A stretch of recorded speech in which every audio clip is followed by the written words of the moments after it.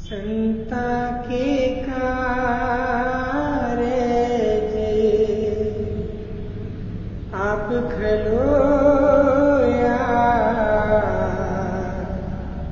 हर कम करावन आया राम। संता के कारज आप खलोया, हर कम करावन आया राम। दर्द सुहावी ताल सुहावा, विच अमृत जल छाया राम। संता के कारज आप खलोया, हर कम करावन आया राम। अमृत जल छाया, पूरन साज कराया, सगल मनोरथ पूरे। संता के कारज आप खलोया, हर कम करावन आया राम। हर कम करावन आया राम।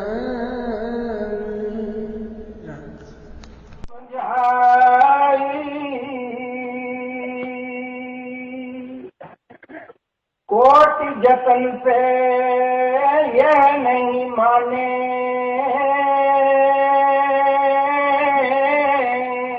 धुन सुनकर मन समझाई। हे हुजूर, स्वामी जी की वाणी है। कल हमने गुरु घर की वाणी ली थी, उसके ऊपर विचार किया था कि जो हम रोज सत्संग में सुनते हैं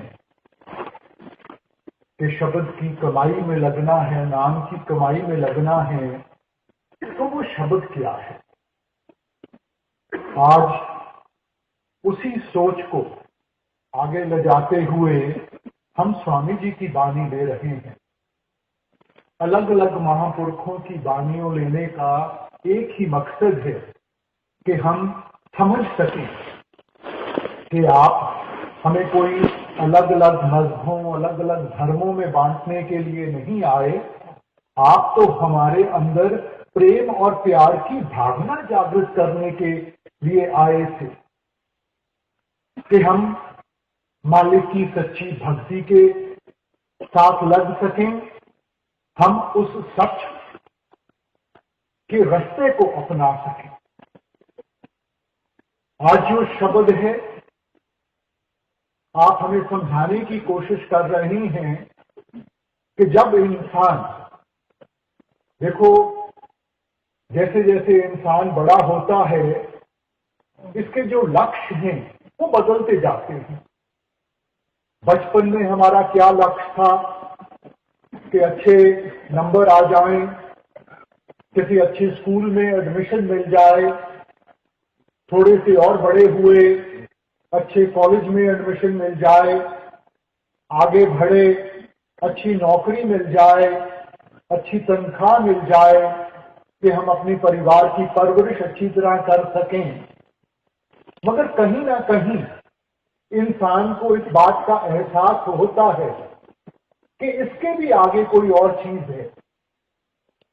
जिंदगी सिर्फ कमाई के साधन, सिर्फ रिश्ते जोड़ने, सिर्फ चंद चीजों को हासिल करने, सिर्फ इसी को नहीं कहते, फिर इसको एहसास होता है कि जब तक मन में शांति ना हो, उसको थोड़ा सा सुख ना हो, ये सब चीजें होते हुए भी उसको वो कमी रहती है। तो जब उसको इस चीज का एहसास होता है, तब वो सोच विचार में पड़ता है कि ये सुख और मन की शांति हमें कैसे मिलेगी। पहले तो अलग अलग चीजों से उस सुख और शांति को हासिल करने की कोशिश करता है। कभी हम सोचते हैं कि धन दौलत मिल जाए, शायद उससे हमें सुख मिल जाएंगे, मन की शांति आ जाएगी। अच्छा कोई ओहदा मिल जाए, उसके साथ सुख हो जाएगा। अच्छे रिश्ते नाते हो जाएं, उसके साथ सुख हो जाएगा। मगर सिर्फ इन चीजों को हम लेकर अगर देखें, तो अगर पैसे के साथ किसी को सुख मिल सकता, तो जितने भी धनवान हैं उन्होंने कब का सुख पा लिया होता। अगर औहदे से किसी को सुख या मन की शांति मिलती, बड़े बड़े राजे महाराजे आए हैं, बड़े बड़े डिक्टेटर आए हैं, उनको सुख मिल गया होता। मगर देखने में हम क्या, हमारी पहचान है कि इन चीजों के साथ तो जितना थोड़ा बहुत सुख था वो भी चले जाता है। धन दौलत के बारे में विचार करते हुए गुरु घर ने फरमाया था, पापा बाजो होए नहीं, मोया संग न जाए। कौन सा असूल है दुनिया में जिसको हम कुर्बान नहीं करते ये धन दौलत इकट्ठी करने के लिए? कौन सा असूल है जिसको इंसान कुर्बान नहीं करता थोड़ी सी कोई नौकरी लेने के लिए या कोई ओहदा लेने के लिए? भूल जाते हैं कि दुनिया में कोई चीज मुफ्त नहीं मिलती। एक दिन इन सब चीजों का हिसाब किताब देना पड़ेगा। ये ठीक है कि पैसा ना हो तो जिंदगी गुजारनी भी मुश्किल हो जाती है, इसलिए पैसा भी जरूरी है। पैसा अपने आप में बुरा नहीं है, मगर जब हमारे पास ज्यादा आ जाता है, वो पैसा जो हमारी सोच को बदल देता है, जो हमारी आदतों को बदल देता है, बुराई उसमें है। ओहदा कोई बुरा नहीं है, मगर जब हम उस ओहदे को हासिल कर लेते हैं, फिर आसमान पे हो जाता है, हम नीचे देखना गवारा नहीं करते, दूसरों को भूल के बैठ जाते हैं, बुराई उसमें है। रिश्ते नाते कोई बुरे नहीं है, अच्छे रिश्ते हो जिंदगी गुजारनी आसान हो जाती है, मगर उनमें मस्त होके जब इंसान को और सब कुछ भुला के बैठ जाता है, बुराई उसमें है। इसलिए जिंदगी में हर एक चीज का एक दायरा है, हमने उस दायरे की पहचान करनी है। उस दायरे से ज्यादा हासिल करने की कोशिश करेंगे तो हमें दुख ही मिलेगा, कोई सुख नहीं मिलने लगा। तो इसलिए जिंदगी में हमने वो बैलेंस रखना है, दरमियान का रास्ता अपनाना है। अब जब हम सुख की तलाश में निकलते हैं तो कहीं ना कहीं इंसान को वो जागरूकता आती है कि देने वाला तो मालिक है, सब सुख दाता राम है, दूसर ना ही कोई। सब कुछ देने वाला, पहले भी उसने दिया है, आगे भी उसने देना है, वो तो कुल मालिक है। तो ये जो हमारी भक्ति है, ये जो रूहानियत है, ये तो सिर्फ एक जरिया है उसका शुक्रिया अदा करने के लिए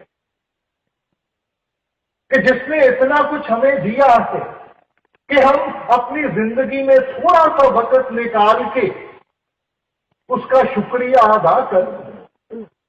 ये नहीं कि जो हमारी किस्मत में है वो नहीं मिलेगा। माँ बाप ने सब कुछ बच्चों को देके जाना है, कोई साथ नहीं लेके जाना, मगर माँ बाप उस बच्चे को आसान से देते हैं जो उसकी कदर करता है, जिसको उसकी कीमत की पहचान है। और जिस बच्चे को उसकी कदर नहीं है, जिसका ध्यान बाहरमुखी हुआ बैठा है, उससे थोड़ा सा खींच के रखते हैं, उस इंतजार में कि इसको भी आहिस्ता आहिस्ता उस चीज की कदर पड़ जाए, देना उसको भी है। तो कल भी बेनती की गई कि जो रूहानियत की दौलत है, मालिक ने उसमें कोई फर्क नहीं रखा। ये नहीं कि लोगों के पास कोई ज्यादा है और हमारे पास कोई कम है। रूहानियत की दौलत मालिक ने सबको एक जैसी दी है, फर्क सिर्फ पहचान का है। जिस इंसान ने अपना ध्यान अंतर्मुख करके उसकी पहचान कर ली, वो सेवक बन गया, उसने गुरमुखता की तरफ कदम बढ़ाने शुरू कर दिए। और जो मन के अधीन होकर मन की ख्वाहिशों को पूरा करने में लगा रहा, उसको हमने मनमुख बना दिया। फर्क सिर्फ इतना ही है। मालिक कभी भी फर्क नहीं करेगा। अगर मालिक ही फर्क करने लग पड़ा तो फिर हमें बचाने वाला कोई नहीं है। उसके लिए सारे एक जैसे हैं।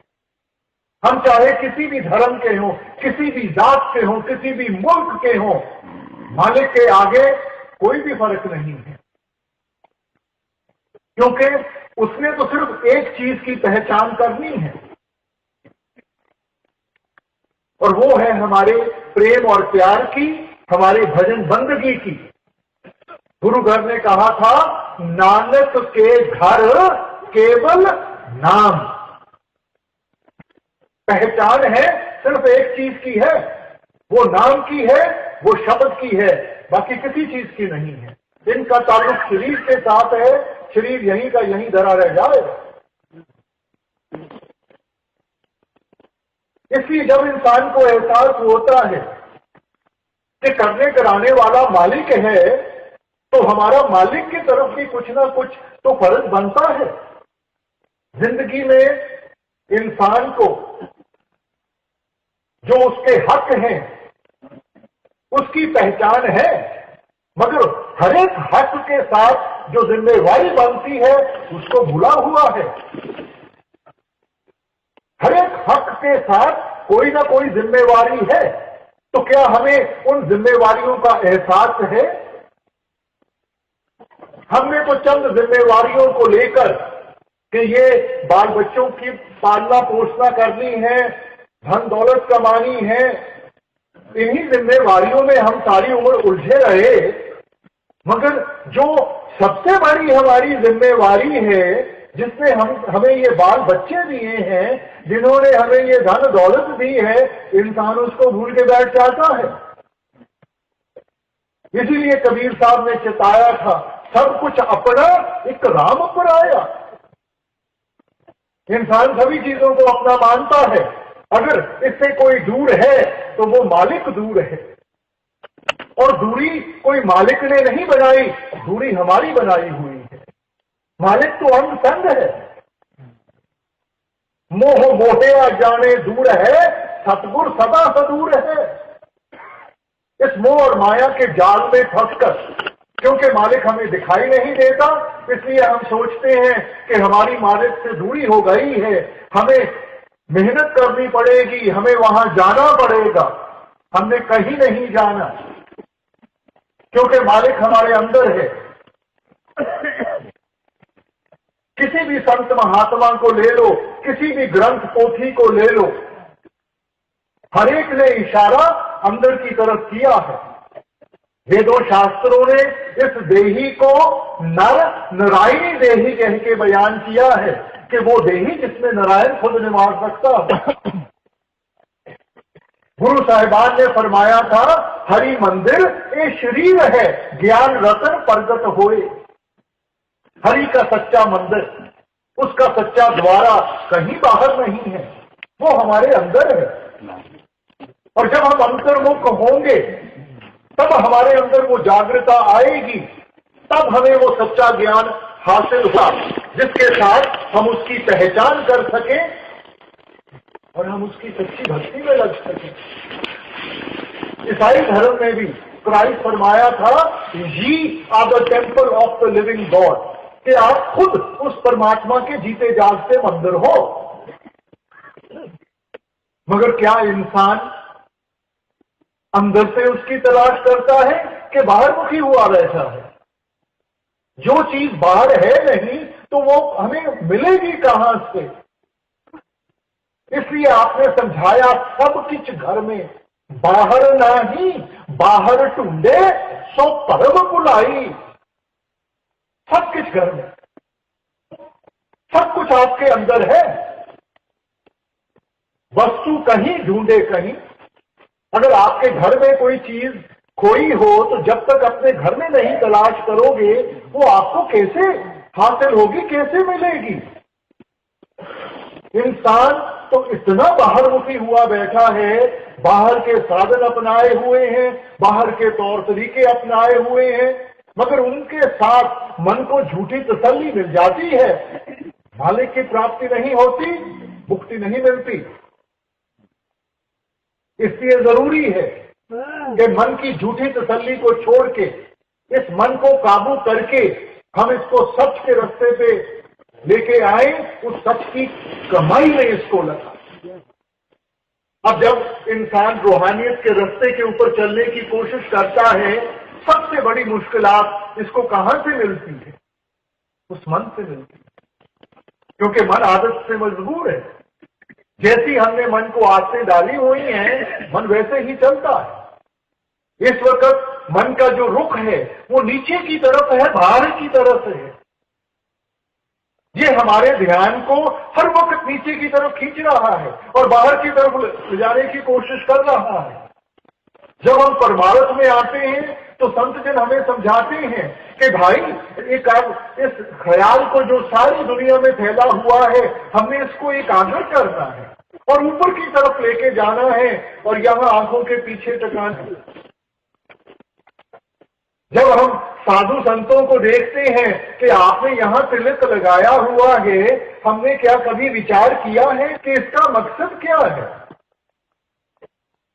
सिर्फ तिलक लगाने से, भगवे कपड़े पहनने से कोई साधु संत नहीं बन जाता। मत है कि हमारा ख्याल यहां रहना चाहिए। बहनें जो बिंदी लगाती हैं यहां पे, हमें मालूम है कि उसका मकसद क्या है। आजकल तो फैशन के लिए लगाती हैं, पहले जमाने में ये सुहाग की निशानी थी, सिर्फ सुहागन बिंदी लगाती थी। और अगर ये आत्मा रूपी उस परमात्मा रूपी कदमों में चली जाए, वो परमात्मा जो आवागमन के चक्कर से ऊपर है, जो इस 84 के जेल खाने से कहीं ऊपर निकल गया है, तो तब इसका सुहाग कभी नहीं उजड़ सकता।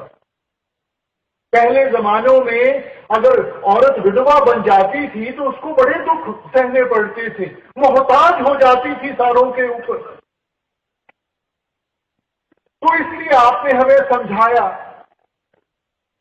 कि जब हम ऐसे ये आत्मा रूपी स्त्री उस पति रूपी परमेश्वर के कदमों में जाएगी जो जन्म और मरण से कहीं ऊपर है, इसका सुहाग कभी नहीं उजड़ेगा। इसको किसी के आगे मोहताज नहीं होना पड़ेगा। फिर सच्चे सदा सुहागन। मगर ये अवस्था कैसे बनेगी? जब हम इस मन को काबू करेंगे। देखो, आप किसी गाड़ी में बैठे हो,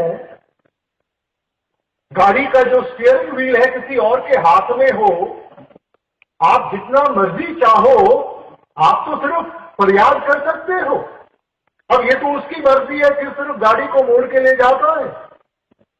तो जब तक स्टीयरिंग व्हील हमारे हाथ में ना हो तो हम चाहते हुए भी, जानते हुए भी, देखो अपने आप को कितना मजबूर पाते हैं। तो क्या ये मन हमारे काबू में है? मन की क्या अवस्था है? ए मन मैला अंधा है किस आंख सुनावा। ऐसे इस कर्म कांड में फंस गया है कि अपनी असलियत को भूल के बैठ गया है। और ये मैल कोई सिर्फ अब की नहीं है, जन्म जन्म की इस मन को मन लागी काला होया क्या। पता नहीं कितने जन्मों के ये कर्म इकट्ठे किए हुए हैं। देखो, घर में कोई बर्तन हो जिसमें रोज हम खाना बनाते हो, आहिस्ता आहिस्ता, और उसको बर्तन को कभी हम साफ ना करें तो क्या होगा? आहिस्ता आहिस्ता उस बर्तन के ऊपर गंदगी जमनी शुरू हो जाएगी। और कोई ऐसा वक्त भी आ जाएगा जब उसकी चमक हमें याद नहीं रहेगी, क्योंकि रोज उस गंदगी को देखते हैं तो हम ये समझना शुरू कर देते हैं कि यही इसकी असलियत है। मगर फिर कोई हमारे पहचान वाला आता है, हमें समझाता है कि भाई ये बर्तन इतना गंदा है, इसको कभी साफ भी कर लिया करो। अब उसको साफ करना शुरू करेंगे, एक सह गंदगी की निकलती है, नीचे एक और सह मिलती है, वो निकलती है, नीचे एक और सह मिलती है, क्योंकि इतनी देर महीनों महीने वो बर्तन साफ नहीं किया। अब हिम्मत छोड़ के बैठ जाएंगे तो वो बर्तन गंदे का गंदा रह जाएगा। मगर उसको रगड़ते जाएंगे, कहीं ना कहीं उसकी चमक सामने आ जाएगी। फिर इंसान को एहसास होता है ये गंदगी कोई और चीज है, वो चमक कोई और चीज है। इसीलिए महापुरुषों ने आकर मन की अवस्था हमें समझाते हुए आपने क्या फरमाया था? मन तू ज्योत स्वरूप है, अपना मूल पहचान। ये गंदगी इसकी असलियत नहीं है, ये तो ज्योत स्वरूप है, उस प्रकाश का हिस्सा है। अगर वो प्रकाश हमें दिखाई नहीं देता, वो सिर्फ इसलिए कि हम यहां कर्म कांड में आके फंस गए हैं और ये इतने कर्म इकट्ठे कर लिए हैं कि असल की पहचान ही नहीं रही। तो संत महात्मा, उनका आने का मकसद कोई हमारे से माथे टकाने का नहीं है, हमारे से सिर झुकाने का नहीं है। उनका मकसद है समझाने का कि भाई आपकी असलियत क्या है। आप तो उस मालिक के घर से आए हो। इंसान उस वक्त तक ही आगे हाथ फैलाता है जब तक उसको अपने असल की पहचान ना हो। राजे का बेटा होकर अगर गली में भीख मांगता फिरता है क्योंकि उसको एहसास नहीं है कि उसका पिता कौन है, और जिस दिन उस चीज का एहसास होता है फिर वो भीख नहीं मांगता, अपना हक मांगता।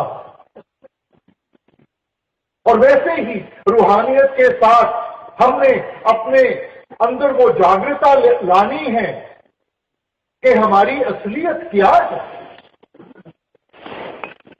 जब से इंसान आया है यही प्रश्न में उलझा हुआ है कि मैं कौन हूं, मेरी असलियत क्या है।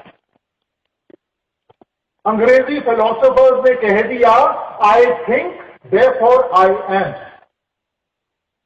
क्योंकि मेरी सोच है, उस सोच के साथ मैं कदम उठाता हूं, इसीलिए मेरा वजूद बना हुआ है। सोच कहां से आती है? मन से आती है। तो क्या हमारा दायरा वो मन तक ही सीमित रह गया? इसलिए हमने पहले तो ये पहचान करनी है कि हमारी असलियत क्या है। इस वक्त हमने तो इस शरीर को असलियत समझ के बैठे हुए हैं, क्योंकि इंसान जो कुछ भी करता है सिर्फ इस शरीर को संवारने के लिए करता है, असल को भूल गया। शरीर यहीं का यहीं धरा रह जाएगा। तो असल क्या है? असल हमारी आत्मा है। मगर सारे जीवन हम रात को सोते हैं, शरीर को आराम चाहिए, खाना खाते हैं, शरीर को ताकत चाहिए, कमाई करते हैं, शरीर की देखभाल करनी है। मगर क्या हमने विचार किया है कि आत्मा की खुराक कौन सी है? आत्मा को आराम कहां से मिलेगा?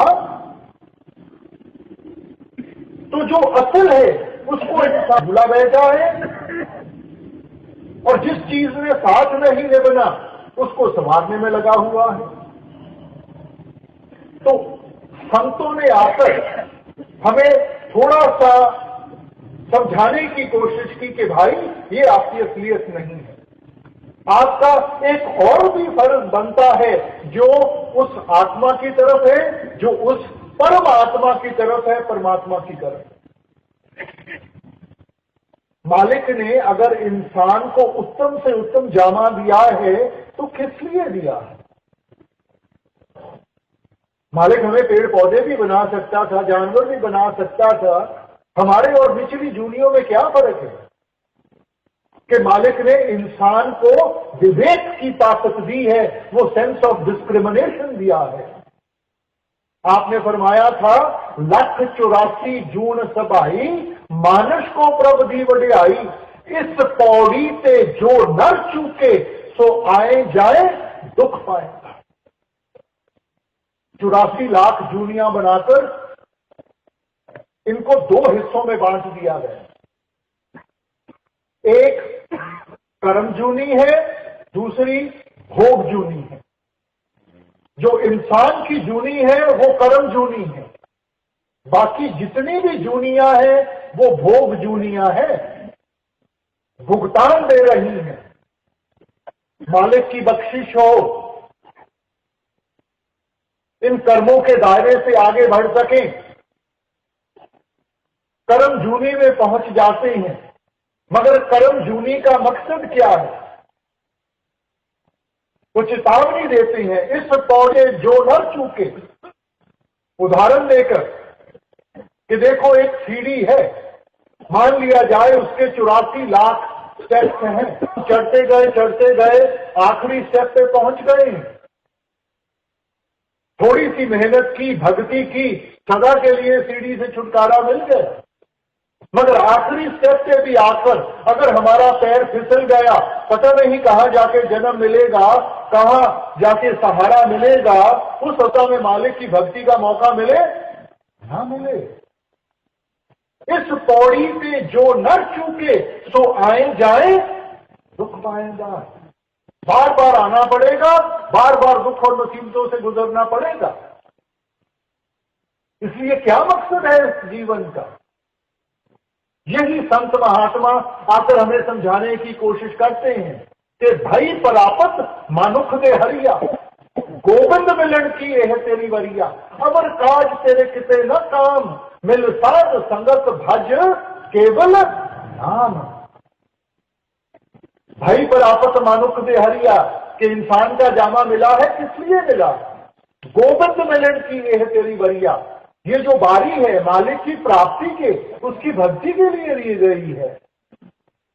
अगर काज तेरे कितने न काम, जिन चीजों में हम फंसे हुए हैं उन्होंने लेके नहीं लगना, वो यहीं की यहीं धरी रह जाएंगी। ये सारे औहदे, ये धन दौलत, ये रिश्ते नाते यहीं के यहीं धरे रह जाएंगे। इनका ताल्लुक शरीर के साथ है, शरीर यहीं रह जाएगा। और किस कार्य की तरफ ध्यान देते हैं? मिल साध संगत भज केवल नाम। वो नाम की कमाई, शब्द की कमाई। मगर इंसान पहले तो आलसी है और फिर आहिस्ता आहिस्ता फिर उन्हीं पुरानी आदतों में जाके फंस जाता है। इसीलिए स्वामी जी ने आकर अपनी वाणी के साथ हमें बार बार चेतावनी दी, प्रेम और प्यार से समझाने की कोशिश की कि भाई समझने की कोशिश करो, ये मन हमारा असल नहीं है, ये शरीर हमारा असल नहीं है। हमारी असलियत उस आत्मा के साथ जुड़ी हुई है, और जब तक हम अंतर्मुख होके उसकी पहचान नहीं करेंगे, हम कभी भी इस जीवन को संवार नहीं सकेंगे, इस जीवन को सफल नहीं बना सकेंगे। अब मन हमारा देखो कितना चंचल है। मन खिन खिन भरम भरम बहुधावे, तिल घर नाही वासा पावे। कभी भी एक जगह पे टिकता नहीं है, कभी एक इच्छा तो कल को दूसरी इच्छा, और सारी उम्र गुजर जाती है इसको पूरा करते करते। ये कभी पूरी नहीं हो सकती, इसलिए इंसान इन्हीं में उलझा रहता है। तो मन को कैसे काबू करना है? तो वो स्वामी जी समझाने की कोशिश करते हैं कि सुन सुन के मन समझाओ, ओट यतन से ये नहीं माने। हम सोचते हैं कि दुनियावी चीजें हासिल करने के साथ, ये धन दौलत औहदे हासिल करने के साथ इस मन को तृप्त आ जाएगी, इसकी जो भूख है वो मिट जाएगी।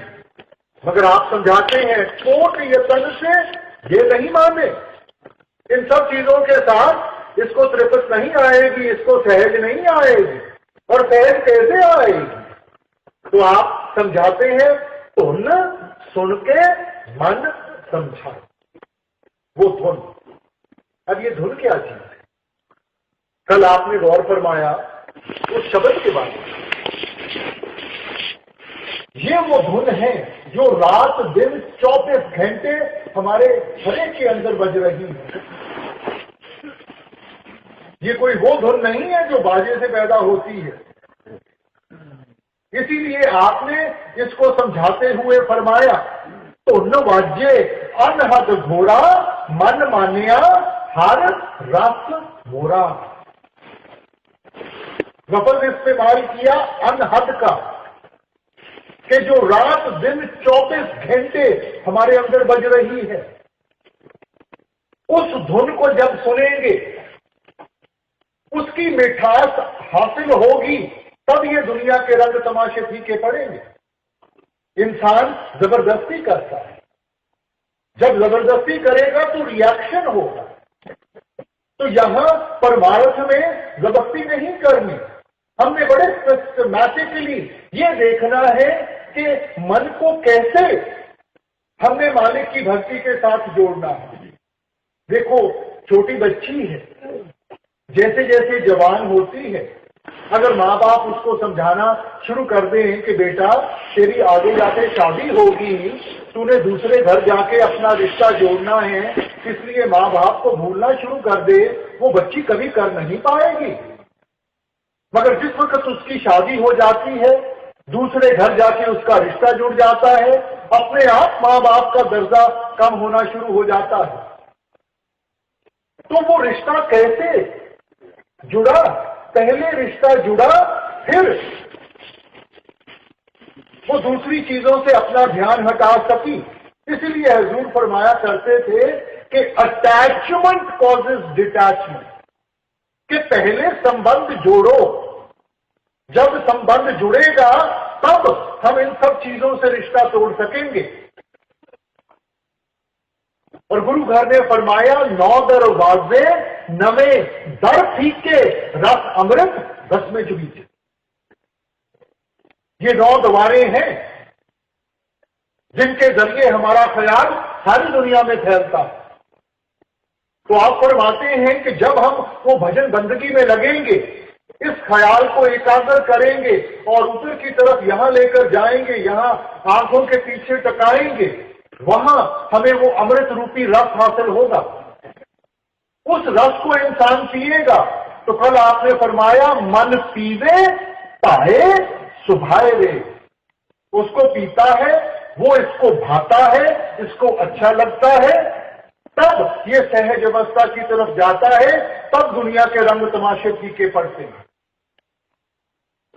जब इसको असल चीज हासिल हो जाए तो फिर ये दूसरी चीजों की तरफ ध्यान नहीं देगा।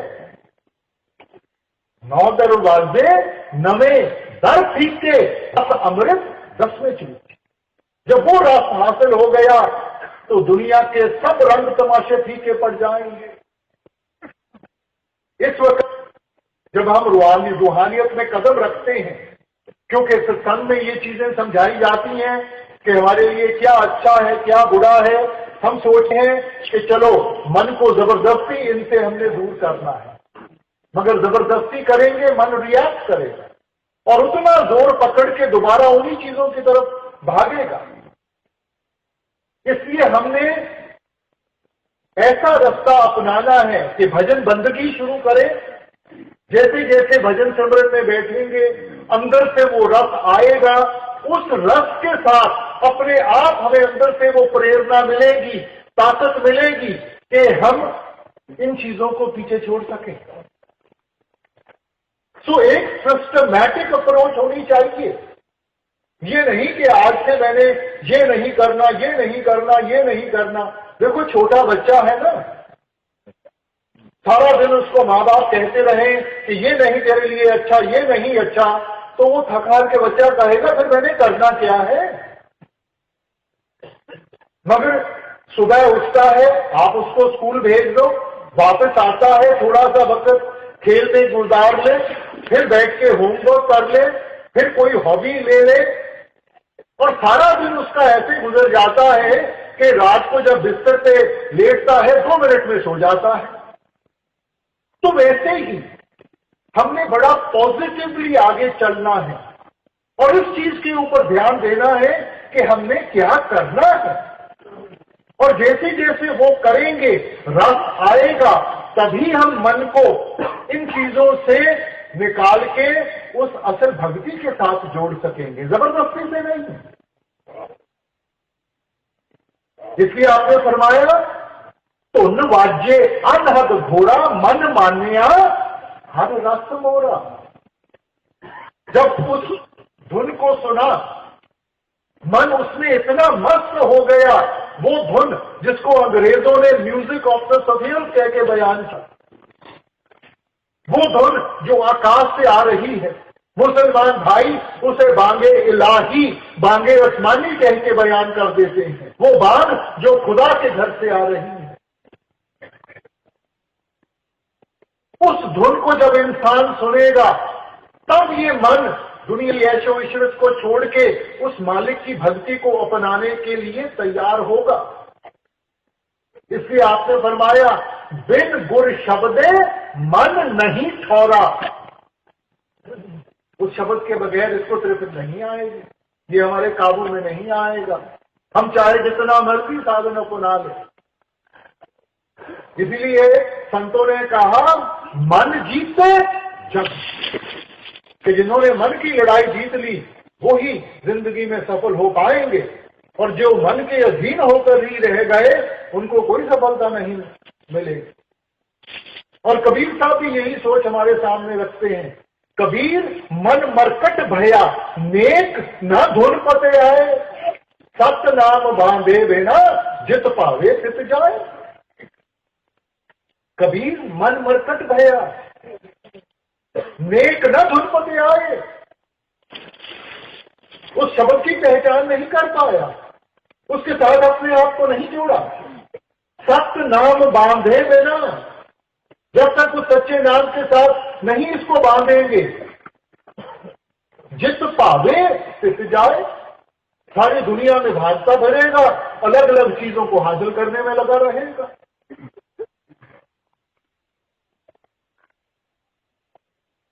इसलिए समझें, देखो पुराने जमाने में ऋषि मुनि आए, उन्होंने मन को काबू करने की कोशिश की, और ये सोच थी कि देखो मन इन चीजों को चाहता है, तो अगर हम मन को इन चीजों से दूर ले जाएं तो मन इनको बार बार देखेगा नहीं, इस मन की चाहत कब जाएगी। तो आपको क्या, आप जंगलों पहाड़ों में चले जाओ, सारा कुछ त्याग के जंगलों पहाड़ों में चले गए, तो क्या मन कम आ गया? वहां बैठ के जितनी भी आपने जो कुछ भी किया उसके साथ रिद्धियां सिद्धियां जरूर मिल गई, मगर मन ने तो जब अपना नाच नचाया, इतिहास खोल के देखें, किसी को काम ने मार गिराया, किसी को क्रोध ने मार गिराया, मन तो फिर काबू में नहीं आया, क्योंकि मन तो जहां भी जाएंगे मन साथ में जाएगा। और क्या छोड़ा फिर आपने, वहां जाकर भी रोटी तो फिर भी चाहिए थी, सिर ढकने के लिए छत फिर भी चाहिए थी, बदन ढकने के लिए कपड़े तो फिर भी चाहिए थे। अपनी मेहनत की कमाई छोड़ी, दूसरों के ऊपर मोहताज हो गए, उनसे मांग के खाना पड़ा, तो उनके भी कर्म उठाने पड़े। छोड़ा क्या फिर? आजकल के दौर में नई फिलॉसफी आ गई, वो दूसरी तरफ पहुंच गई। उन्होंने कहा मन ये सब चीजें मांगता है तो मन को देना शुरू कर दो। उनकी ये सोच थी कि कहीं ना कहीं तो मन इन सब चीजों से थक जाएगा। देखो छोटा बच्चा है ना, उसको कोई चीज पसंद है, उसको देते जाओ, वो खाता जाता है, कहीं ना कहीं पेट भर जाता है, मगर मन नहीं भरता, और खाएगा तो उल्टी आ जाएगी, फिर उस चीज को देखना दोबारा नहीं करता। मगर वो भी इस मन की ताकत को पहचान नहीं पाता, क्योंकि मन तो एक अंधा कुआं है। जितना मन को दोगे उतनी ही मन की चाहत और बढ़ेगी। देखो राजे महाराजा आए, कितनी धन दौलत इकट्ठी की, क्या उनकी भूख मिट गई? इतनी औरतों की जिंदगी बर्बाद कर दी, क्या उनकी प्यास खत्म हो गई? बड़े बड़े डिक्टेटर आए, उन्होंने सारी हुकूमत एक मुट्ठी में बंद करने की कोशिश की, क्या उनकी भूख मिट गई? मन की तो ऐसी अवस्था है कि जितना दोगे उतने उसकी प्यास और भूख और बढ़ेगी। इसलिए आप कहते हैं ना सुख विच गृहस्थ दे, ना सुख छड़ गया। सुख है विच विचार दे, संता शरण पे आ। ना भोगी बन के और ना त्यागी बन के। भोगी बन के सोचेंगे मन काबू में आए, नहीं आएगा।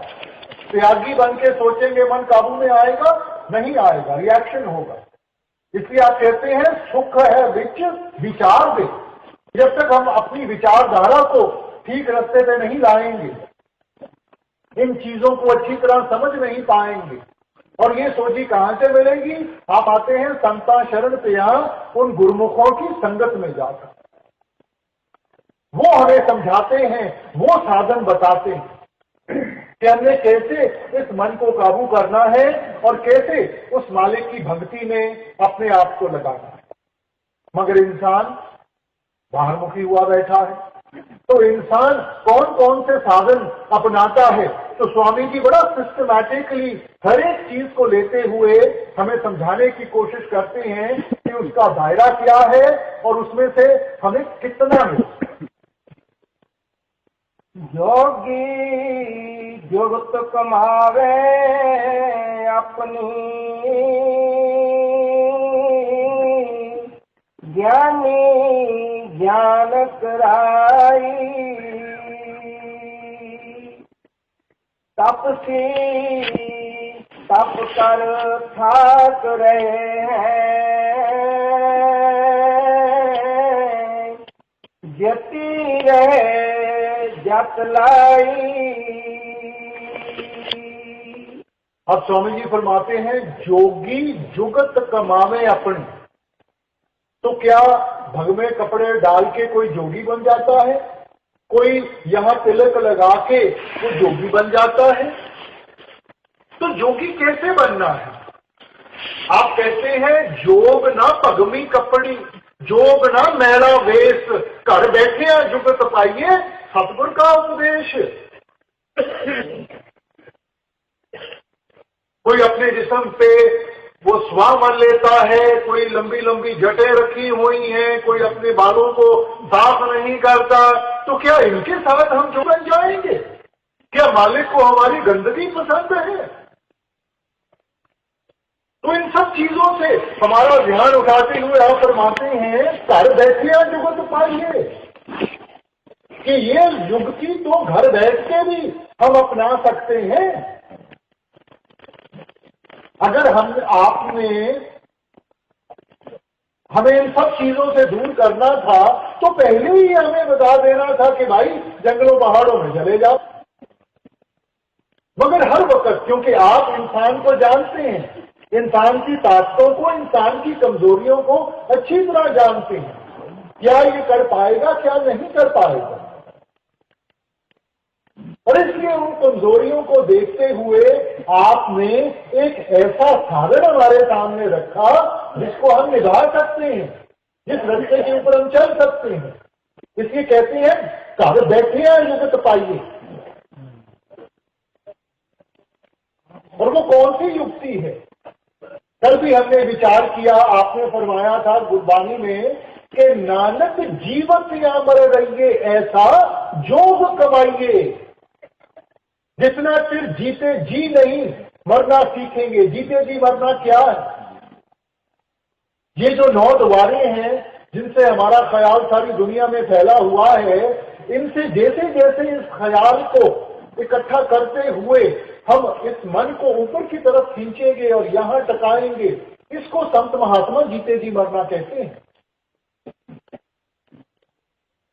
और ये वो जुक्ति है, ये वो साधन है जिसको अपनाकर हम अपने आप को जोगी कहलाने के लायक बन सकेंगे। क्योंकि जो सच्चा ज्ञान है वो बाहर से नहीं मिलेगा, वो अंदर से मिलेगा। ज्ञान त्यान तुम जानिए अकथ कहावे सोए। वो ज्ञान कहां से मिलेगा? आप कहते हैं उस धुन के जरिए। वो धुन जो अकथ है, जो कभी नहीं जा सकती, वो जो हमारे अंदर है।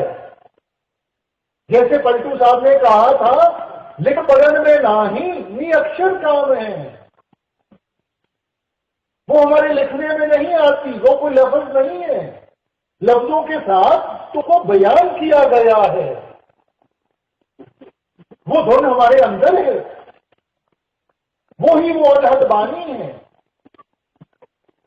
जिसको हमने सुनने की कोशिश करनी है।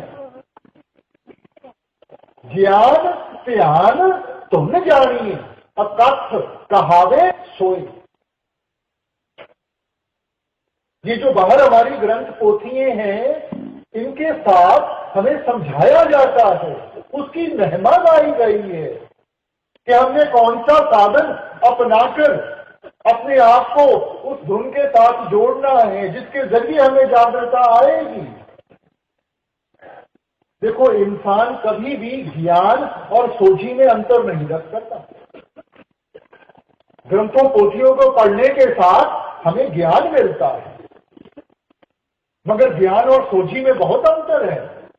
आजकल इंटरनेट का दौर है, एक बटन दबा के जितना मर्जी ज्ञान चाहो वो आपके सामने आ जाएगा।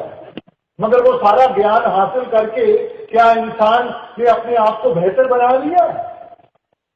हम तो फिर भी उन उलझनों में फंसे हुए हैं, हम तो फिर भी उस गंदगी में जुड़े हुए हैं।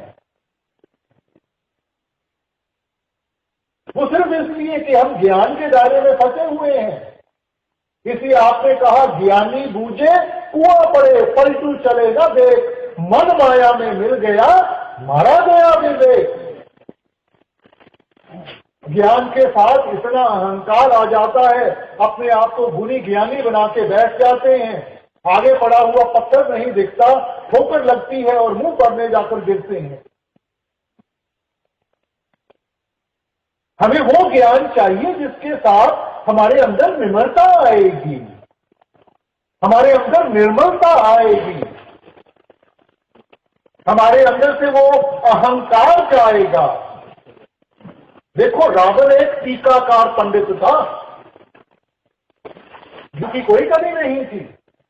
ये जो उसके इतने सिर दिखाए जाते हैं, ये बड़ी चीज सिंबॉलिक थी कि इतने सिरों जितना उसके पास ज्ञान था। मगर सारा ज्ञान किस काम आया? मन ने तो जब अपना नाच नचाया, आज तक हम उसका पुतला बना के जलाते हैं, क्योंकि सिर्फ ज्ञान के साथ जागृता नहीं आती। जब उस ज्ञान को हम करनी के साथ जोड़ेंगे, फिर उसका अनुभव होगा, फिर हमें एहसास होगा सच क्या है, झूठ क्या है। आम सत्संग में हमें समझाया जाता है कि देखो, अगर मैं कोई मिठाई लेकर आपके सामने रख दूं और मैं कहूं कि दुनिया में सबसे मीठी चीज है, मेरा मान आदर करते हुए आप सिर हिला देंगे। मगर क्या मन से भरम चले जाता है? मन में फिर भी कहीं ना कहीं वो डाउट रहता है कि पता नहीं सबसे मीठी चीज है कि नहीं। अब वही मिठाई को हम उठा के चख लें, तब हम पूरे विश्वास के साथ कह सकते हैं कि ये सबसे मीठी चीज है कि नहीं है। नतीजे के ऊपर कैसे पहुंचे? जब हमने करनी का रास्ता अपनाया। इसलिए आपने फरमाया, बेबी चाखे स्वाद ना चाहते, चखते नहीं, स्वाद नहीं पता, स्वाद नहीं पता, निभा नहीं पाएंगे। प्रेरणा कहां से मिलेगी? इसलिए ये सिर्फ बाहर के ज्ञान की बात नहीं है। बाहर के ज्ञान से हमें पता चलता है कि हमने क्या करना है। जब उसको करेंगे, उसका अनुभव होगा, तब हमारी विश्वास की नींव बनेगी। ये जो हम सोचते हैं कि जी ठीक है, मैंने सत्संग सुन लिया, मैंने किताबें पढ़ ली और इसके साथ मेरे को समझ आ गई, नहीं आएगी, मन डोल जाएगा। कभी भी कोई मुसीबत आई, कोई मुश्किल आई, मन वहीं का वहीं डोल जाएगा। मन में विश्वास की नींव, विश्वास की फाउंडेशन तब देगी जब आप खुद इस चीज को महसूस करोगे। इसीलिए गुरु घर ने फरमाया था, नाम में तुल ना पुजाई, सब डिटी ठोक बजाए। क्या महिमा गाएं, क्या बयान करें उस नाम के बारे में। ये कोई सुनी सुनाई बात नहीं है, ये पढ़ी पढ़ाई बात नहीं है, ये उनकी हद बीती है कि उन्होंने मालिक की भक्ति कैसे की, उन्होंने ये रूहानियत की दौलत कैसे हासिल की। और हमें भी वही प्रेरणा देते हैं कि भाई ये बाहर के ज्ञान को छोड़ के ये अंदर के ज्ञान की तरफ ध्यान करो। उस करनी से विश्वास बनेगा जब आपको खुद अनुभव होगा, खुद एक्सपीरियंस होगा। इसलिए वाणी ने आपने बड़ा सिस्टमैटिकली इस चीज को समझाया है। आप कहते हैं, गुर ज्ञान अंजन सच नेत्री पाया, अंतर चानन अज्ञान अंधेर गवाया। इस वक्त इंसान अज्ञानता के अंधेरे में बैठा है और अंधेरे में इंसान को ठोकर लगेगी लगेगी, चाहे जितना मर्जी ज्ञान हो। देखो अंधेरा कमरा है ना, जितना मर्जी ज्ञान हो, कोई उसके अंदर में कितना फर्नीचर है, क्या कुछ है, मगर अंधेरा है, दिखाई नहीं देता, ठोकर लगेगी लगेगी। मगर अंदर जाने से पहले हमें किसी लाइट का सहारा मिल जाए, देखने की ताकत मिल जाती है, तब हम अपना बचाव कर सकते हैं। तो आप समझाते हैं कि वैसे जब हम ये अमृत रूपी नाम का सुरमा इन आंखों में डालेंगे, तब इन आंखों की रोशनी बढ़ेगी, तब अंदर में जागृता आएगी। गुर ज्ञान अंजन सच नेत्री पाया, अंतर चानन, अंदर का चानन, बाहर का नहीं, अंतर चानन अज्ञान अंधेर गवाया। देखो हमने हर एक चीज का को अपने तर्जुमे में हम लेकर बाहर मुखी कर दिया। हमने प्रकाश के बारे में पढ़ा, हमने बाहर ज्योतें जलानी शुरू कर दी, हमने बाहर दिए जलाने शुरू कर दिए। हमने आवाज के बारे में पढ़ा, हमने बाहर घंटे बजाने शुरू कर दिए, हमने बाहर गीत सुनने शुरू कर दिए। अरे भाई, इशारा तो अंदर की तरफ था। अंतर ज्योत निरंतर वाणी, साचे साहिब क्यों ने लाई। वो अंदर का प्रकाश। क्राइस्ट ने भी यही समझाया था, if thine eye be single, thy whole body shall be full of light. जब इन दो आंखों को बंद करोगे, उस तीसरी आंख को खोलोगे, तो आप फरमाते हैं आपका सारा जिस्म उस नूर के साथ भर जाएगा। देखो ये चीजें सिंबॉलिक हैं। प्रकाश का मतलब है जागृता, अंधेरे का मतलब है दिखाई नहीं देता। तो जागृता इंसान में कैसे आएगी? जब अंदर से प्रकाश हासिल होगा, अंदर से वो जागृता आएगी। ये बाहर दिए जलाने के साथ, ये बाहर जितने मर्जी बत्तियों का सहारा ले लें, हमारे जीवन का अंधेरा नहीं दूर हो पाएगा। और वो सच्चा ज्ञान है कहां? तो आप कहते हैं गुर ज्ञान पदार्थ नाम है, हर नामों दे छुड़ाए। सच्चा ज्ञान कौन सा है? गुर ज्ञान पदार्थ नाम है, हर नामों दे छुड़ाए। जिस प्राप्त सोलय गुर चरनी लागे आए। वो किस चीज की बख्शिश करते हैं? वो नाम की। नाम ही वो ज्ञान है, नाम ही जागृत है। गुर ज्ञान पदार्थ नाम है, हर नामों देह छुड़ाई। और उस नाम की कमाई के साथ ही इस देह के बंधनों से छुटकारा मिलेगा। मगर फिर आपने अपने स्टेटमेंट को क्वालिफाई कर दिया, जिस पर आप सोलह, जी ऊपर आपकी दया का हाथ हो, वो ही कर पाएगा, नहीं तो अंधेरे में भटकते रहते हैं सारे। दुनिया में ग्रंथों पोथों की कोई कमी नहीं है, संतों महात्माओं की कोई कमी नहीं है, कमी है जागरूकता की है। इन चीजों को निभाने वालों की है। और फिर उस सोच को आगे ले जाते हुए आपने फरमाया कि वो ज्ञान कहां से मिलेगा? अंतर गुण ज्ञान हर रतन है, मुकुट करावन हारा। वो कहां है नाम? वो ज्ञान कहां है? आप कहते हैं अंतर, हमारे अंदर है। अंतर गुण ज्ञान हर रतन है, मुकुट करावन हारा। वो ज्ञान, वो रूहानियत की दौलत जिसके साथ इंसान को मुक्ति मिलेगी। नानक जिसनु नजर करे सो पावे, सो होवे दर सचियारा। मगर ये उसी का मिलेगा जिसके ऊपर आपकी मेहर भरी नजर पड़ जाए, जिसके ऊपर आपको दया हो जाए। ये जो हमारी भक्ति है, ये तो उसके सामने एक अरदास है, फरियाद है। हम अपनी करनी से नहीं कुछ कर पाएंगे। अपनी करनी से तो हम सिर्फ फरियाद कर सकते हैं, बेनती कर सकते हैं कि पुलनहार बख्श बख्श। इसलिए भाई ये समझने की कोशिश करें, ये ज्ञान अंदर से मिलेगा जब हम अंतर्मुख होंगे। फिर आप कहते हैं तपती तप कर थाक रहे हैं, जति नहीं जतलाए। किसी ने अपने आप को उल्टा टांगा हुआ है, किसी ने अपने बालों को बांधा हुआ है, किसी ने कोई साधन, किसी ने कोई साधन।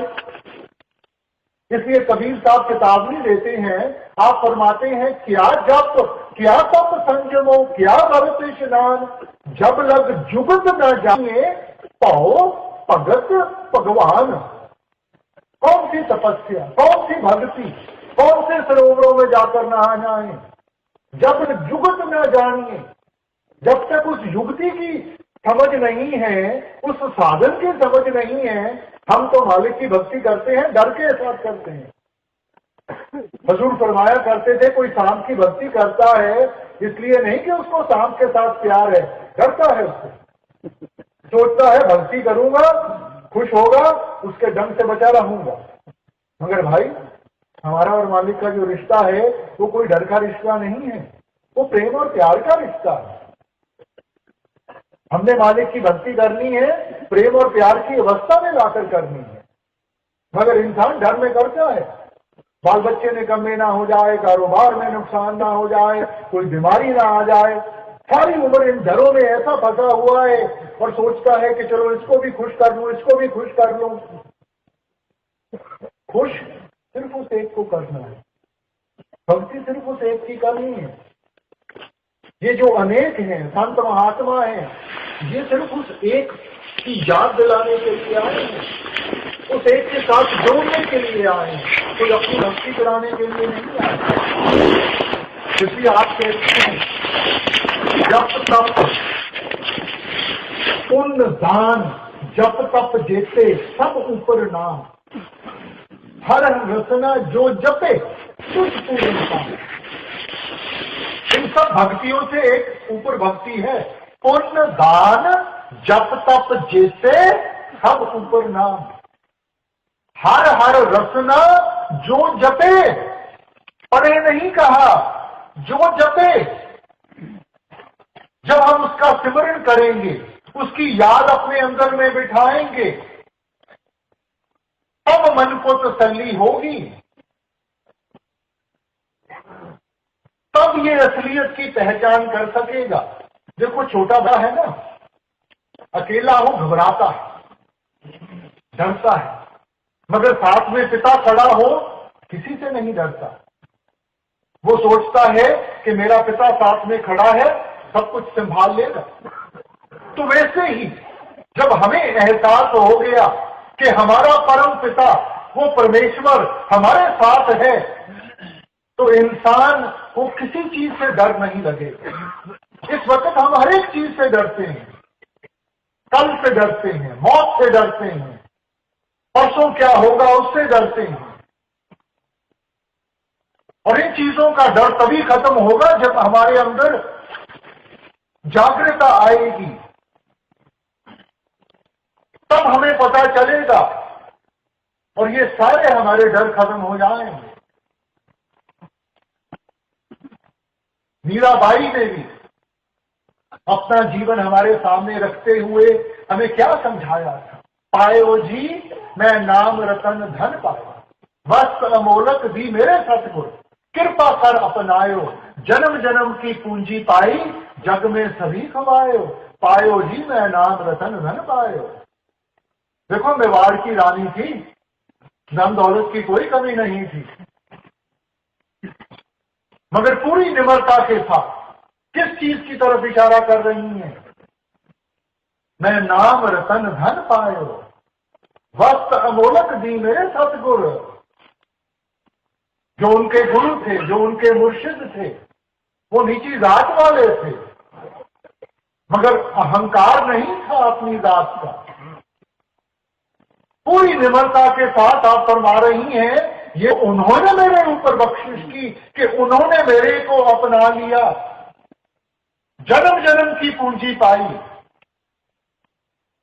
ये हमारी सच्ची दौलत है, ये हमारी सच्ची पूंजी है, बाहर की दौलत नहीं, ये यहीं की यहीं धरी रह जाएगी।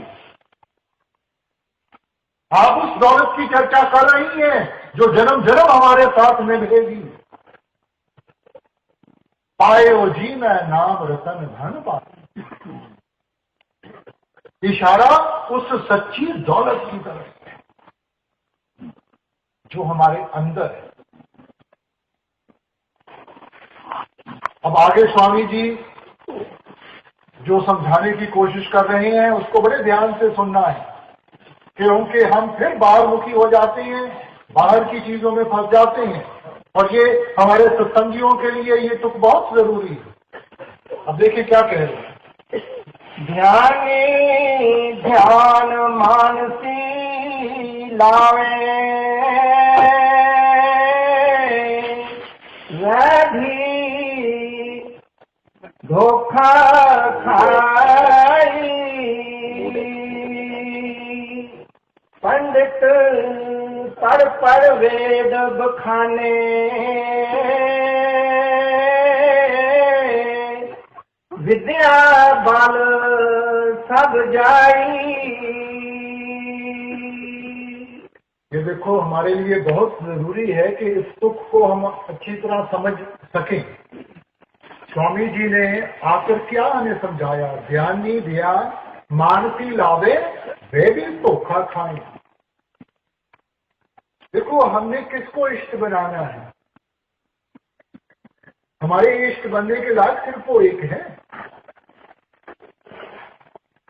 इसीलिए क्योंकि आप जानते थे कि आहिस्ता आहिस्ता इंसान फिर बाहरमुखी साधनों में जाकर फंस जाएगा, इसलिए इस पहलू के ऊपर आपने एक पूरा शब्द लिखा है, क्योंकि जानते थे कि हम फिर भटक जाएंगे। तो आप कहते हैं गुरु मोहे अपना को दिखाओ। अब अगर गुरु सामने बैठा है तो ये फरियाद करने की क्यों जरूरत पड़ी कि गुरु मोहे अपना रूप दिखाओ? आगे समझाते हैं, ये तो रूप धरा तुम सरगुण, जीव उद्धार कराओ। ये सरगुण स्वरूप है, हमारा उद्धार करने की धारा है। रूप तुम्हारा अगम अवतारा, सोई अवतर खाओ। कि जो अकल स्वरूप है वो इन चीजों से कहीं ऊपर है। अब उसके दर्शनों का दीदार बख्श दो। देखो वाणी में भी जब हम पढ़ते हैं, दर्शन पेटत पाप सब नाशे, ये बाहर के दर्शन नहीं है, ये अंदर के दर्शन है। जब अंदर जाकर ये मन वो सच्चे दर्शन करेगा तो उनमें ये इतना मग्न और मस्त हो जाएगा कि इसको सब कुछ भूल जाता। जो भी इसके ऊपर प्रभाव पड़े हुए हैं सबका सफाया हो जाएगा। मगर वो अंदर के दर्शन है, बाहर के दर्शन नहीं है। क्योंकि अगर सिर्फ बाहरले दर्शनों का जिक्र होता तो फिर वही चीज मन में आती है कि किसका दर्शन। संतों महात्माओं की तो कोई कमी नहीं है ना, तो मन में वही बात, भाई किसका दर्शन करना है। देखो ये जो जिस्म है, क्या ये बदलता है कि नहीं बदलता? जवानी से बुढ़ापे में जाएगा कि नहीं जाएगा? जो चीज बदलती है वो माया रूपी है। माया किसको कहते हैं? आए जाए सो माया। और अगर ये जिस्म बदलता है तो ये भी माया रूपी है। अगर माया रूपी है तो हमारी भक्ति के काबिल नहीं है। मगर जिस्म की क्या महत्वता है? तो आप कहते हैं ये भी रूप प्यारा मोको, इस ही से उसको दर्शाओ। ये एक जरिया है, क्योंकि जब तक हम किसी चीज के ऊपर फोकस ना करें तो ध्यान में एकाग्रता कैसे आएगी? तो ये एक जरिया है। वाणी में भी देखो एक तुक आती है, अफसोस से कहना पड़ता है, ये नहीं कि हम ग्रंथों पोथियों को पढ़ते नहीं, मगर उनको समझ नहीं पाए कि उनका सही मायना क्या है। वाणी में तुक आती है, शब्द गुरु सुरत तुन चेला। गुरु कोई शरीर नहीं है और ना ही चेला शरीर है, क्योंकि शरीर में ताकत नहीं है कि इन सब चीजों को निभा सके। इसलिए आप कहते हैं कि शरीर में बैठ के हमने इस सुरत को जागृत करना है, इस कॉन्शियसनेस को जागृत करना है। शिष्य बनने की ताकत, डिसाइपल बनने की ताकत उस सुरत में है, उस कॉन्शियसनेस में है।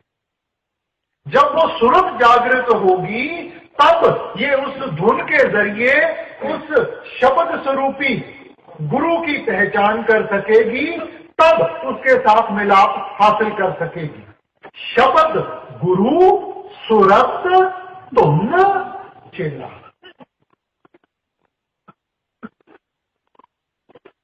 कोई कसर नहीं छोड़ी समझाने की। शरीर सिर्फ एक जरिया है, शरीर धारा है, क्योंकि उदाहरण बन के आए हैं कि अपने उदाहरण के जरिए समझा सके, दिखा सके। अब प्रॉब्लम मुश्किल कहां आती है? कहना बहुत आसान है कि उस एक की भक्ति करनी है, मगर उस एक को देखा किसने है? इंसान का दायरा तो छोटा है। जब तक हम किसी चीज को देख नहीं तो उसके साथ अपने आप को कैसे जोड़ेंगे? जब तक किसी चीज को महसूस नहीं करते तो उसके साथ कैसे अपने आप को जोड़ेंगे? क्योंकि जब मालिक के बारे में जिक्र होता है तो हमें यही समझाया जाता है कि उसका तो कोई रंग नहीं है, उसका कोई रूप नहीं है, उसका कोई निशान नहीं है। तो फिर ऐसे मालिक की भक्ति कैसे करेंगे भाई? तो ग्रंथों पोथियों को हम फिर खोल के देखते हैं कि हमारा और मालिक का रिश्ता कैसे जुड़ा है। मालिक ने सारी सृष्टि को बनाया, उस नाम के जरिए बनाया। नामो उपजे नामो बिरसे। तो हमारा और मालिक का जो लिंक है वो उस नाम के आधार के ऊपर है। वो नाम है कहां? वो हमारे अंदर है। इस देही विच नाम निदान है, पाइये गुर के हे तपा। वो हमारे अंदर है। तो हमारा और संबंध, देखो आपने किसी बड़े आदमी के पास काम लेकर गए हों, उस तक पहुंचना ही मुश्किल हो जाता है। तो फिर हम क्या करते हैं? हम किसी ऐसे इंसान को ढूंढते हैं जिसकी पहचान उसके साथ भी हो और हमारे साथ भी हो। फिर वो एक जरिया बन जाता है हमारे लिए। तो वैसे ही हमने वो जरिया ढूंढना है। तो यहां कौन सा जरिया है परमार्थ में? ये वो शब्द है, ये वो नाम है।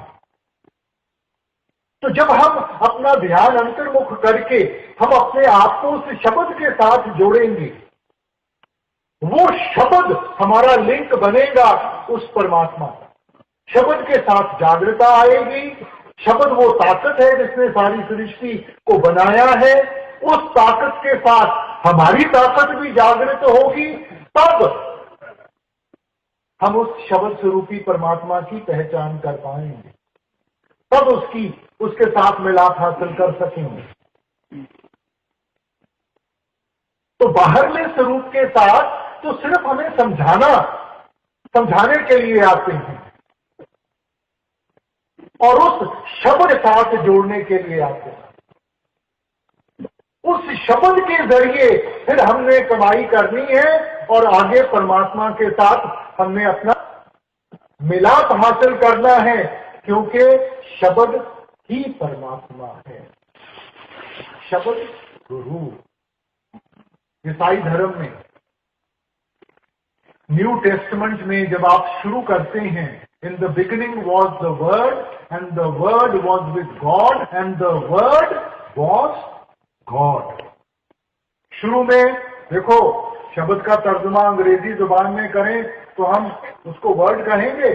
शुरू में वो शब्द था, वो शब्द परमात्मा के पास था, वो शब्द ही परमात्मा था। उसकी पहचान करनी है और वो पहचान होगी जब हम अंतर्मुख होंगे। फिर आगे स्वामी जी कहते हैं, पंडित पढ़ पढ़ वेद बखाने, विद्या बल सब जाई। विद्या से अहंकार होगा, सोझी नहीं मिलेगी। इसीलिए गुरु घर ने फरमाया था, पढ़िए जेते बरस बरस, पढ़िए जेते मां, पढ़िए जेते आरजा, पढ़िए जेते सांस। नानक लेखे एक गल और हमने चखण चाह। आप कहते हैं सारी उम्र पढ़ते रहो, हर एक साल पढ़ते रहो, हर एक महीने पढ़ते रहो, हर एक श्वास के साथ पढ़ते रहो। उसके साथ मन में अहंकार आ जाएगा, मालिक की प्राप्ति नहीं होगी। नानक लेखे एक गल, वो एक चीज कौन सी है जिसके साथ पहचान होगी, जिसके साथ जागृता आएगी। कल भी बेनती की गई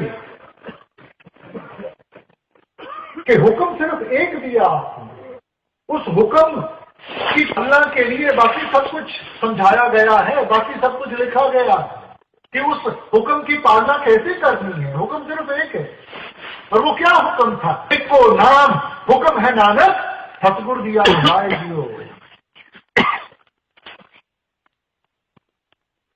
और कबीर साहब भी यही कहते हैं।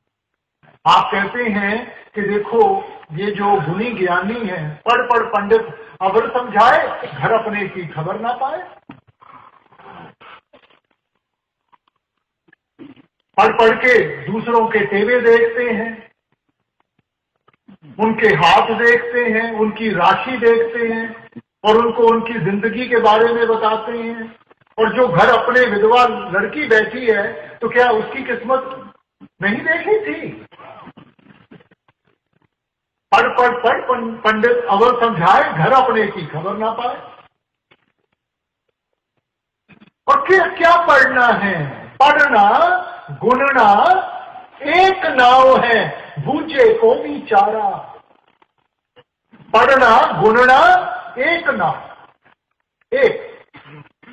हम अनेकता में फंसे हुए, आपका इशारा एक की तरफ है।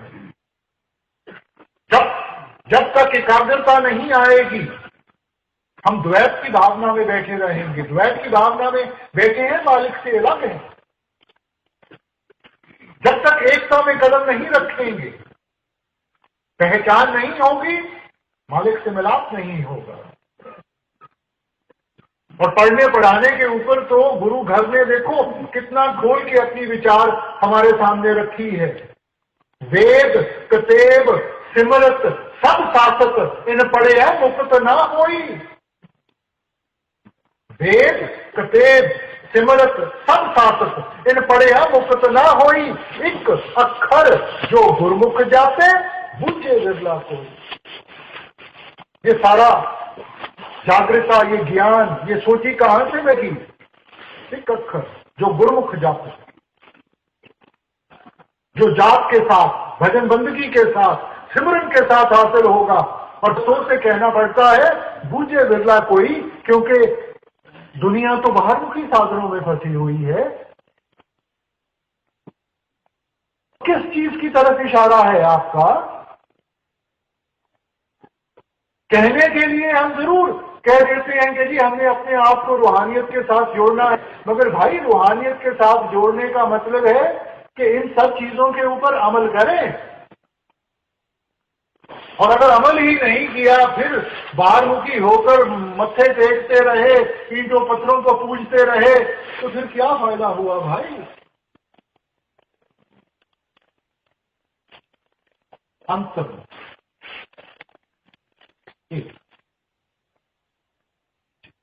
बुद्धि चतुरता काम न आवे,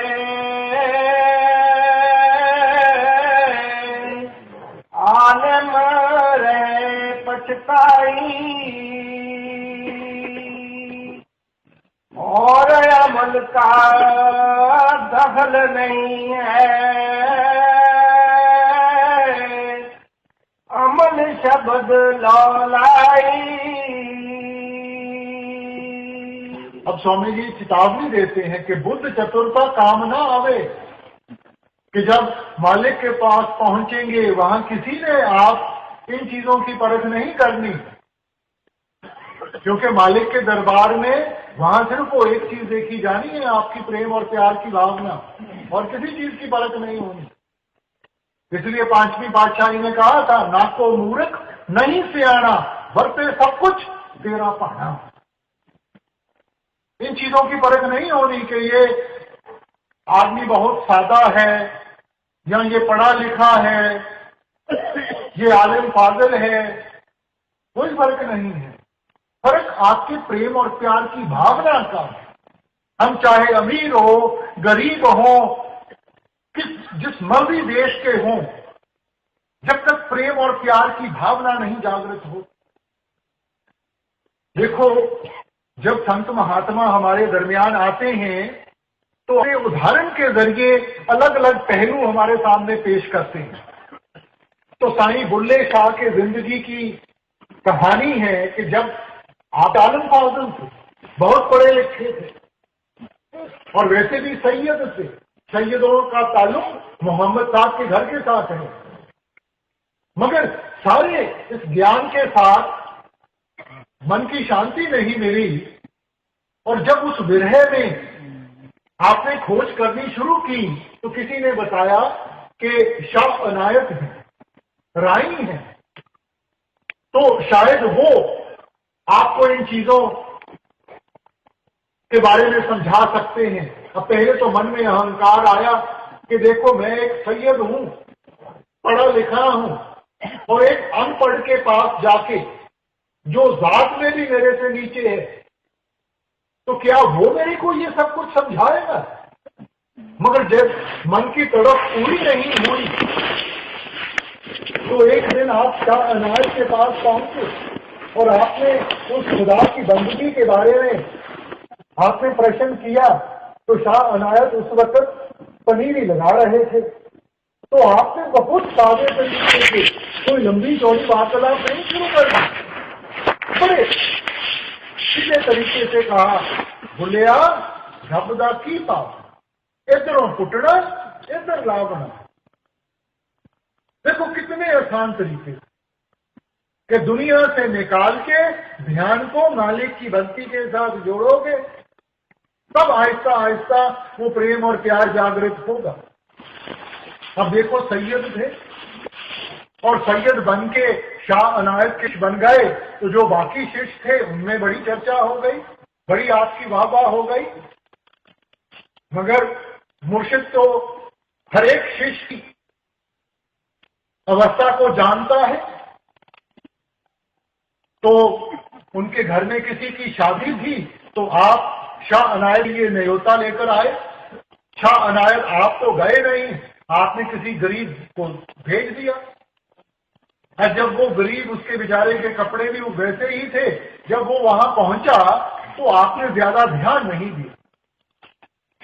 थोड़ी सी शायद शर्म भी आई होगी, तो उसको एक तरफ जाकर आपने उसको बैठा दिया। अब जब शादी खत्म हुई और वो वापस आया, उसने शाह अनायत को सारी बात बताई, तो शाह अनायत ने बुल्ले शाह से अपना मुंह मोड़ दिया अब जब मुर्शिद शिष्य से मुंह मोड़ ले, ये तो जो असल शिष्य है वो ही समझ सकता है कि उस वक्त उसका क्या हाल हो। तड़पा, क्या कुछ नहीं किया आपने अपने मुर्शिद के दर्शन करने के लिए, और अंत में एक कंजरी का वेश धार के आपने सामने नाचना शुरू कर दिया। और जब शाह अनायत ने पूछा कि भाई तू बुल्ला है, तो आप कहते हैं नहीं साईं मैं तो भुल्ला हाँ, बख्श ले बख्श ले।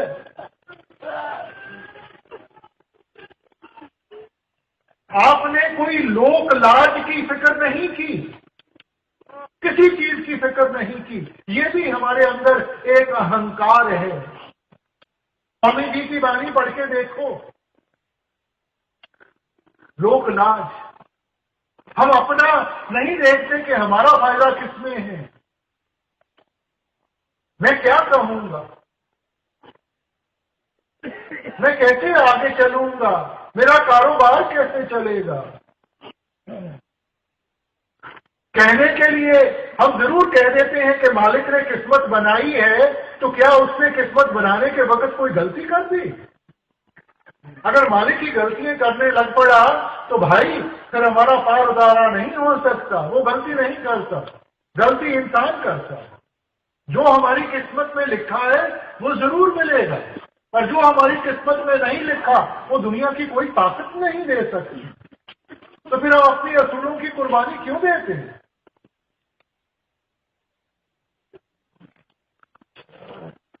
हमने तो उस लक्ष्य को आगे रख के पूरे विश्वास के साथ आगे बढ़ना है। बाकी सब कुछ वो आप करेगा, मगर हमारे अंदर वो विश्वास होगा तब। इसलिए स्वामी जी अगली सुत में कहते हैं और अमल का दखल नहीं है। दखल शब्द और किसी चीज का दखल नहीं है। परमार्थ में वो शब्द, वो नाम ही सब कुछ है। देखो वाणी में भी आपने क्या फरमाया था, पूजा कीजिए नाम पे आइए, बिन नामे पूज ना हो गई, बिन नामे पूज ना होई। अब इससे ज्यादा और क्या फरमाए? बार बार उसी नाम की चर्चा, बार बार उसी शब्द की चर्चा। सर्व धर्म में श्रेष्ठ धर्म हरा नाम जप निर्मल कर्म। सबसे ऊंचा धर्म कौन सा है? कल भी बेनती की गई, क्राइस्ट ने कहा था बी ये डूअर्स ऑफ द वर्ड, कि उसकी शब्द की कमाई करने वाले बनो। क्या आपका मतलब था कि किसी लफ्ज की कमाई करने वाले बनो? आपने तो कहा कि वो शब्द ही परमात्मा है। अरे भाई ग्रंथों पोथियों को जब पढ़ते हो समझने की कोशिश। हम तो तोते की तरह रटी जाते हैं और उठकर तो हमें कुछ याद भी नहीं रहता। भाई ये परमार्थ नहीं है, ये बंदगी नहीं है।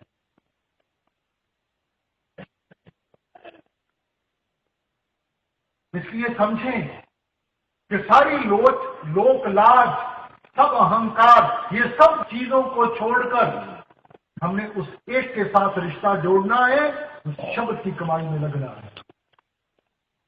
गुरु मिले जब धुन का भेदी,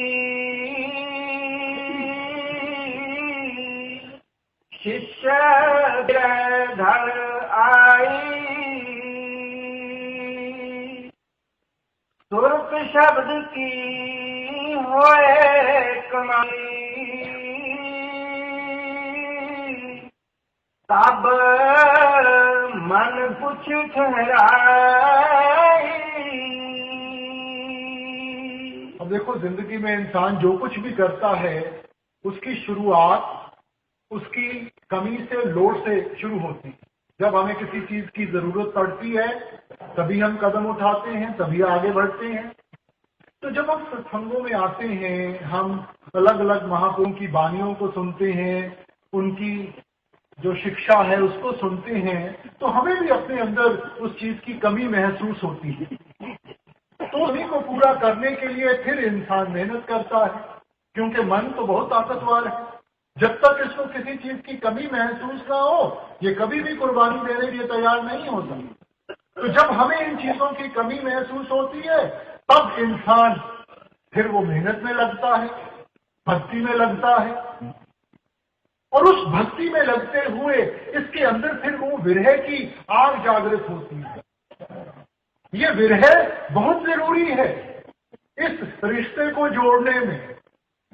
शेख फरीद ने कहा था, विरह विरह आखिए विरह तू सुल्तान। क्योंकि उस विरह में ये फिर तड़पता है उस चीज के लिए, तब ये जाकर भजन बंदगी में लगता है, में करता है, और उस विरह की आग में इसके कर्म आहिस्ता आहिस्ता खत्म होते हैं। हम बाहर के प्रश्नों में फंस जाते हैं। अब मैंने कौन सा गुरु करना है? वो सिख होना चाहिए, हिंदू होना चाहिए, मुसलमान होना चाहिए, ईसाई होना चाहिए। इसलिए स्वामी जी कहते हैं कोई फर्क नहीं, गुरु मिले जो धुन का भेदी, जो हमें उस धुन के बारे में समझा सके, हमें कैसे अपने आप को उस शब्द के साथ जोड़ना है, कैसे वो भजन बंदगी करनी है। गुरु मिले जो धुन का भेदी, तब शिष्य विरह घर आई। देखो महापुरुष उदाहरण बन के आए हैं, तो आपने अपना उदाहरण हमारे सामने कैसे रखा? गुरु साहिबान ने क्या फरमाया? देखो मालिक का रूप थे, मगर हमें क्या शिक्षा दे रहे हैं? मेरे प्रीतम हाउ जीवा नाम से आए, बिन नामे जीवन ना थिए, मेरे सतगुरु नाम दे आए। उस माँ के आगे अरदास कर रहे हैं कि वो प्रीतम प्यारे, मेरे प्रीतमा हाउ जीवा नाम से आए। अगर मेरी आज हंसी है, अगर आज मेरा वजूद है, वो उस नाम के साथ है। मेरे को कौन जानता था, मेरी क्या हस्ती। मैं तो अपने गुरुओं के ऊपर बार बार जाता हूं, बलिहार जाता हूं, जिन्होंने मेरे को उठाकर उस ताकत के साथ जोड़ दिया, मेरा भी वजूद बन गया, मेरी भी हस्ती बन गई। ये उन महापुरुषों के वचन हैं जो मालिक का रूप है। अब हमें समझाने की कोशिश कर रहे हैं कि भाई नाम के बगैर हम कुछ नहीं है। नाम के तारे सगले जंत, नाम के तारे खंड ब्रह्मांड, उसके बगैर कुछ नहीं। जब तक वो ताकत अंदर से जागृत नहीं होगी, हम नहीं निभा पाएंगे कुछ भी, किसी भी कार्य को नहीं पूरा कर सकेंगे। नहीं तो उसको पूरा करते करते और कर्मों का बोझा बढ़ता जाएगा और यहीं इस भवसागर में ही डोलते जाएंगे। फिर आगे आप कहते हैं, सुरत शब्द की होए कमाई, तब मन कुछ ठहरा। जब सुरत को शब्द के साथ जोड़ेंगे, उसकी कमाई में लगेंगे, तब मन हमारे काबू में आएगा, तब इसको त्रिपट हासिल होगी। और यही सोच गुरु घर ने फरमाई थी, सुरत शब्द सुख उपजे, प्रभ रातो सुख था। सुरत को शब्द के साथ जोड़ के सुख हासिल होगा, मन की शांति मिलेगी उस सार शब्द के साथ। सार शब्द एक साच है और झूठ सब ज्ञान। शब्द एक साच और झूठ सब ज्ञान, समझाने की कोई कसर नहीं। मगर हमें अपनी आदतों से मजबूर है। फिर इंसान बाहर मुखी, वही पाठ पूजा, वही चीजें करने में लगे रहते हैं। इसलिए भाई ध्यान दें, जो आप हमें सिखाने की कोशिश करें। मेरे हवस से हाथ न आवे, तन मन देव चढ़ाई, गुलहमसी और कपटी जन को नेक न धुन पत्याई। अब स्वामी जी फिर चेतावनी दे रहे हैं कि ये हमने कोई कार्रवाई नहीं डालनी, ये दिखावे की भक्ति के साथ हमारा कुछ नहीं बनने लगा। किसी भी धर्म स्थान पे चले जाओ, कैसे नीचे लेट लेट के मत्थे टेकते हैं, नाक रगड़ते हैं। अरे भाई, मालिक तो हमें उठाने के लिए आया है, कोई गिराने के लिए नहीं आया। और कह देते हैं कि वो मालिक का घर है, मगर सा दान पुण्य करते हैं और मन में इच्छा होती है कि वहां संगमरमर में हमारा नाम लिखा होना चाहिए। तो मालिक के घर में क्या हमारे नाम की महिमा होनी चाहिए कि मालिक के नाम की महिमा होनी चाहिए? मालिक की दी हुई धन दौलत थोड़ी सी अगर हमने उसके जीवों के लिए कोई थोड़ी सी दे दी तो उसमें हमारी क्या बड़ाई है? दी तो उसकी हुई है, फिर तो उसके आगे झुकाना चाहिए। मगर मन में इतना अहंकार होता है, देखो जी ये मैंने दान दिया है, ये मैंने दान दिया है। हजूर फरमाया करते थे कि दान उसको कहते हैं कि अगर एक हाथ दे दूसरे को पता नहीं होना चाहिए, वो दान है। हम तो दुनिया में डोंडी पीटनी शुरू कर देते हैं। ये भाई सब दिखावा। हम अपने आप को धोखा दे सकते हैं, दुनिया को धोखा दे सकते हैं, मगर मालिक को धोखा नहीं दे सकते। कितने गहरे पाने हैं, कोई नहीं, कुछ नहीं छुपा उस मालिक के आगे। वो हमारी रग रग की पहचान रखता है। बार बार इन सब चीजों को जताता नहीं, वो सिर्फ इसलिए कि उसका हमारा जो रिश्ता है प्रेम का रिश्ता है, प्यार का रिश्ता है।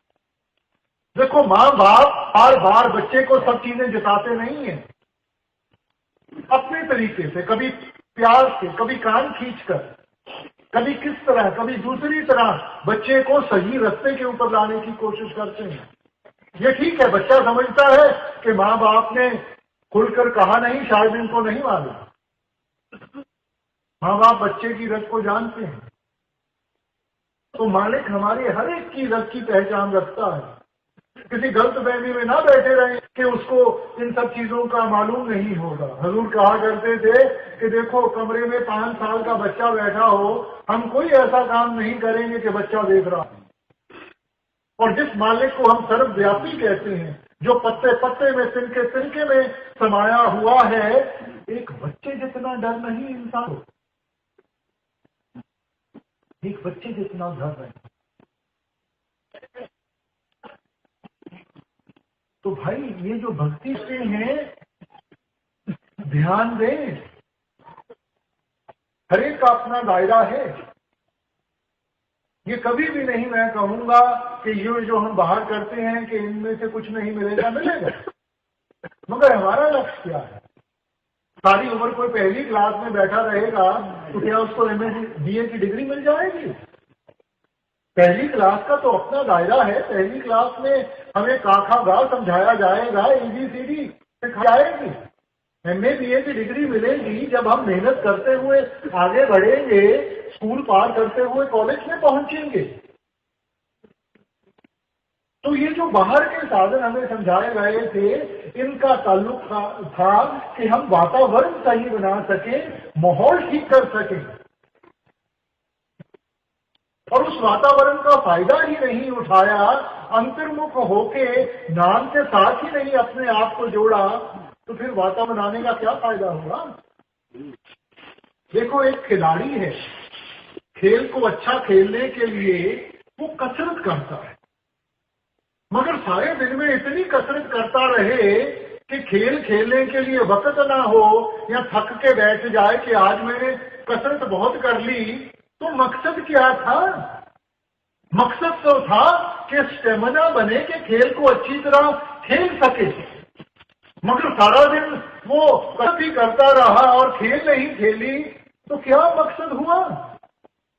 और यही हमारा हाल है। सारी उम्र बाहरली चीजों में लगे रहे, वातावरण बनाने में लगे रहे, अगला कदम उठाया नहीं। तो मालिक तक कैसे पहुंचेंगे? मालिक से रिश्ता कैसे रहेगा? ध्यान दें, आप विचार कर, आंखें नीचे नहीं, किसी के पीछे लग जाए, आंखें नीचे इन सब चीजों को समझ कर तब हमने रूहानियत के रास्ते को अपनाना है और आगे बढ़ने की कोशिश करनी है। अब अगली तुकों में स्वामी जी हमें थोड़ी सी दृष्टांत देने की कोशिश कर रहे हैं कि जैसे जैसे हम भजन बंदगी में लगेंगे, सुरत ऊपर की तरफ चढ़ेगी, हम कौन सी मंजिलों से गुजरेंगे, हमें क्या क्या महसूस होगा। धुन धुर लोक अधर की, कोई पकड़े संत सिपाही, मन को मार करे अपारी, गगन कोट वैले घिराई, खाए सुन पार मैदाना, महा सुन नाका परमाना, भंवर गुफा का फाटक तोड़ा,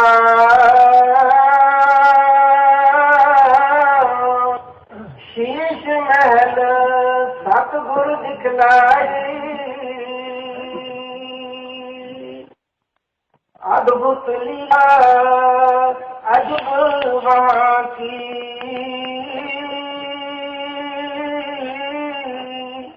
किरण किरण सूरज दिलसाई, सूरज सूरज जोत निरारी, चंद्र चंद्र कोटन छवि छाई, घट आकाश घट प्रकाशा, लाख आकाश कोटिन परसाई, यह लीला कुछ अजब पेटी, उलट पलट कोई गुरमुख पाई, कहाँ लग बरनो भेद गाधा, जो कोई लावे सुन समाधान, समझ बूझ गूंगे गुरु खाई। अब स्वामी जी अंदरली मंजिलों का एक थोड़ा सा दृष्टांत देते हुए आप कहते हैं, कहाँ लग वर्णु भेद अगाधा, जो कोई आवे सुन समाधा, कि ये किसको समझाएं, किसके आगे बयान करें, क्योंकि ये तो महसूस करने वाली चीजें हैं, लफ्जों के जरिए इनको समझाया नहीं जा सकता। इसलिए आप कहते हैं कि गूंगे को गुड़ देके उसको पूछो कि कितना मीठा है, वो गुनगुन के सिवाय कुछ नहीं बयान कर सकता। तो जिंदगी में कुछ ऐसी चीजें हैं जो लफ्जों के दायरे में नहीं लाई जा सकती। अब जैसे प्रेम और प्यार की ताकत है, क्या लफ्जों के जरिए हम कभी भी बयान कर सकते हैं कि हम अपने बाल बच्चों से कितना प्रेम करते हैं? अब क्या हम बताएंगे कि बहुत प्यार करते हैं? उस बहुत को ज्यादा जोड़ देंगे, 2-3 बारी उसको दोहरा देंगे, मगर उसकी जो गहराई है, उसकी जो इंटेंसिटी है, वो तो उसी को मालूम है जिसने खुद उस प्रेम और प्यार की भावना को अपने अंदर से समझा है, महसूस किया है। दूसरे को क्या समझाएगा? तो वैसे ही भाई, रूहानियत लफ्जों के जरिए नहीं समझाई जा सकती। आप तो एक सिर्फ दृष्टांत दे रहे हैं, मगर साथ में ये भी कहते हैं कि मकसद आपका क्या है कि जब हम भजन बंदगी में लगेंगे तो इतनी गहराई में हमें लेके जाएंगे, किरण किरण सूरज दिलसाई। इस वक्त हम अगर सूरज को देखें, हमें तो सिर्फ एक आग का गोला दिखाई दे रहा है, मगर आप कहते हैं फिर एक एक किरण को लेते हुए हम उसकी समझ आएगी, इतनी गहराई में आप लेकर जाएंगे, इतनी इंटेंसिटी में आप सब कुछ हमें समझाएंगे। मगर कब? जो कोई लावे सुन समाधि, समाधि लगाकर इस मन को दुनिया से सुन करना।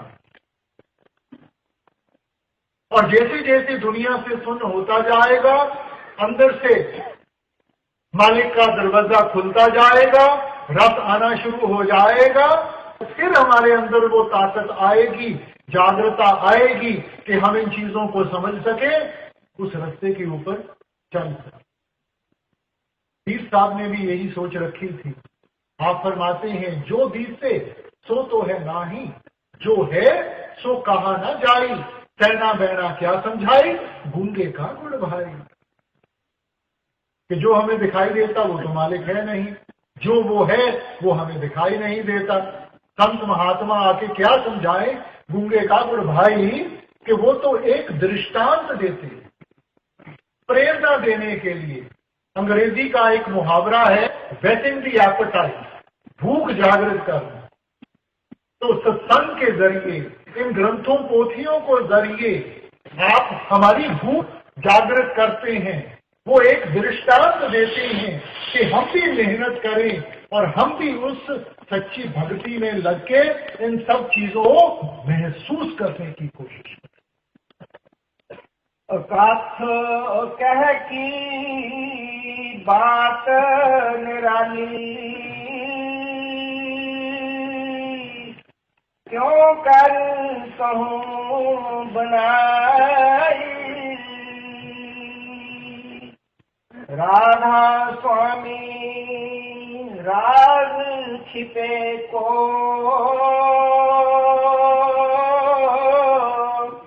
प्रगट कर सरसाई।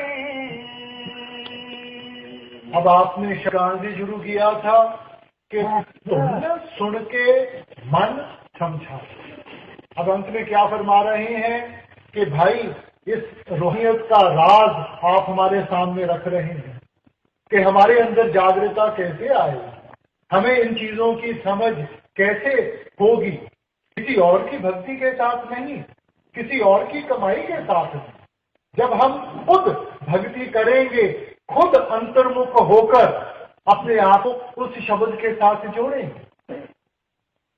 कबीर साहब ने सारी रूहानियत का निचोड़ चंद लफ्जों में हमारे सामने पेश किया। आप कहते हैं, कबीर आधी साथ यह कोट ग्रंथ कर जा। सब जितनी भी ग्रंथ पोथियां हैं, किसी मजहब की हो, किसी धर्म की हो, सबका निचोड़ आपने इन लफ्जों के सामने हमारे सामने रखा। कबीर आधी साथ यह कोट ग्रंथ कर जा। नाम सत्य जग झूठ है, सुरत शुद्ध पहचान। जो कुछ भी आंखों के साथ देखते हैं आरजी है, टेम्परेरी है, यहीं का यहीं धरा रह जाएगा, माया रूप। सच क्या है? नाम सत्य। जग झूठ है। इसकी पहचान कैसे आएगी? सुरत शब्द पहचान। जब इस सुरत को उस शब्द के साथ जोड़ेंगे तब इसकी हमें पहचान आए। इसलिए हमें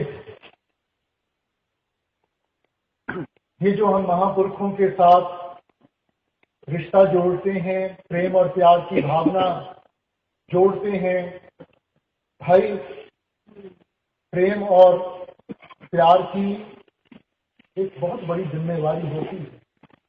ये प्रेम हमने सिर्फ लफ्जों के साथ जाहिर नहीं कर।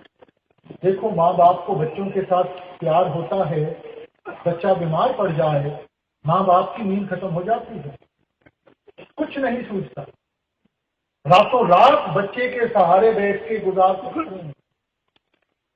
तो ये जिस भावना को हम आगे रख रहे हैं, तो क्या हमारे प्यार में वो कुर्बानी नहीं है? आपने हमारे से कोई बाल बच्चे तो नहीं मांगे, आपने हमारी धन दौलत तो नहीं मांगी। अगर हमें हिदायत दी है तो इतनी ही दी है कि भाई थोड़ा सा वक्त निकाल के उस परमात्मा का शुक्रिया अदा कर लो जिसने सब कुछ हमें दिया है। दिन में 24 घंटे होते हैं, इन 24 घंटों में से कम 10-20 वक्त तो हम परमात्मा का वक्त निकाल के शुक्रिया अदा कर लें। देखो, इस सृष्टि में सबसे नाशुक्रा इंसान है, जिनको हम निचली दुनिया कहते हैं। जानवर को भी रोटी खिलाओगे, जानवर अपनी वफा दिखाएगा, मगर मालिक ने जो हमें विवेक की ताकत दी है, चाहिए तो ये था कि हम अपना अच्छा और बुरा की पहचान करते हुए उस मालिक के साथ अपने आप को जोड़े, मगर इंसान जिस थाली में खाता है उसी में छेद करता है। ये प्रेम नहीं है, ये प्यार नहीं है। अगर हमें अपने मुर्शिद से सच्चा प्यार है, अगर हम इतनी मेहनत करके इस जगह पे आए हैं, तो कोई मकसद लेकर आएगा।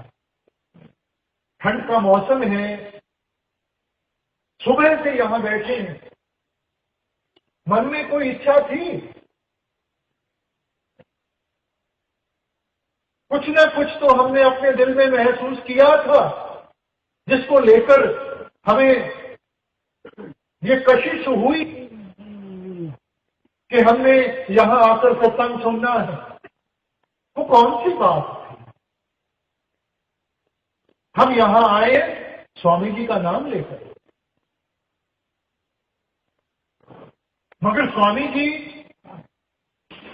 के साथ अगर हमने अपनी सच्ची भावना जोड़नी है तो सिर्फ लफ्जों के साथ नहीं, सिर्फ ये बाहर दिखावे के साथ नहीं,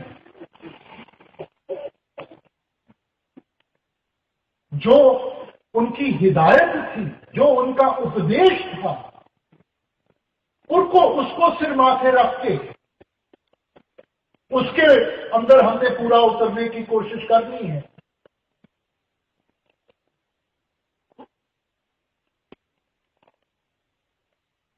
स्वामी जी, अगर हम उनको स्वामी जी कहते हैं तो किस लिए स्वामी जी कहते हैं? जो उनके अंदर वो भक्ति की भावना थी, जो उनके अंदर वो रूहानियत की ताकत थी, जिस ताकत के हिस्सेदार हम बनने की कोशिश कर रहे हैं, जो उनकी कमाई थी, वो सारी दौलत आपने हमारे सामने रखी।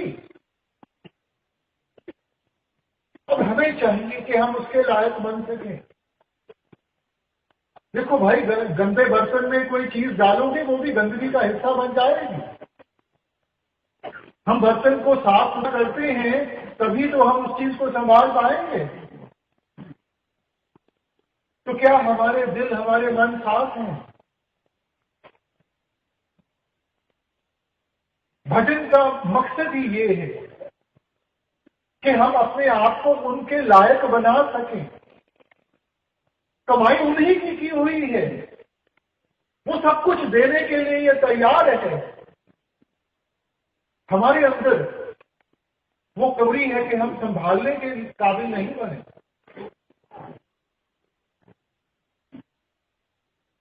तो अपनी भजन बंदगी के साथ बड़े महाराज जी ने, हजूर ने, बाबा जी ने, सरदार बहादुर ने जो भी इतनी भजन बंदगी की वो हमारे लिए की। उनके तो कोई धर्म नहीं थे, हमें रास्ता दिखाने के लिए की, हम यही मार्ग के ऊपर लाने के लिए की। और अगर आपने इतना त्याग करके अपनी सारी जिंदगी हमारे ऊपर कुर्बान कर दी, तो क्या हमारी कोई जिम्मेवारी नहीं बनती कि हम थोड़ा सा वक्त निकाल के उनको बैठ के याद कर लें।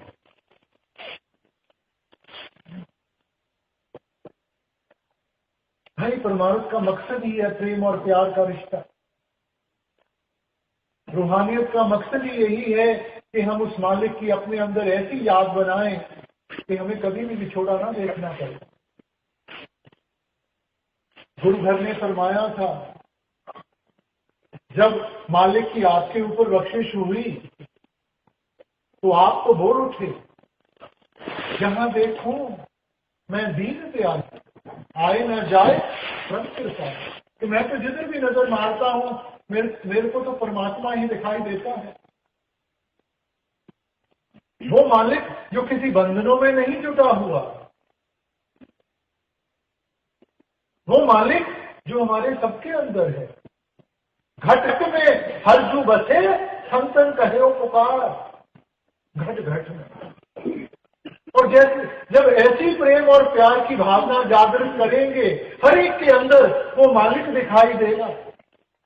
और जब हर एक के अंदर मालिक दिखाई देगा, हम अपने आप मजबूर हो जाएंगे हर एक के साथ वो प्रेम और प्यार का बंधन जोड़ने के।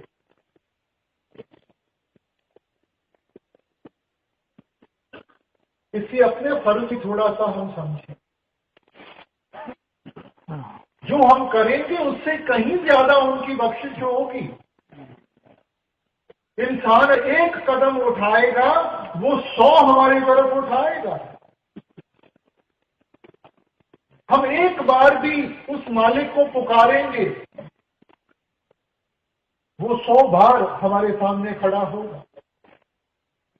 ये हमारी उसके आगे पुकार है, हमारी उसके सामने फरियाद है। हम भटक गए हैं। रूहानियत का ये मतलब नहीं है कि आप अपनी जिम्मेवारियों को छोड़ दें, आप बाल बच्चों को छोड़ दें। रूहानियत का मतलब है कि जिम्मेवारी को समझें और उस जिम्मेवारी को समझ के अंदर से उस ताकत को भी हासिल करें कि इनको पूरा कर भी सकें। इस अवस्था में नहीं पूरा कर सके, ये तो जब तक उस मालिक की दया ना हो, उसकी बख्शिश ना हो, इंसान नहीं पूरा कर सकता।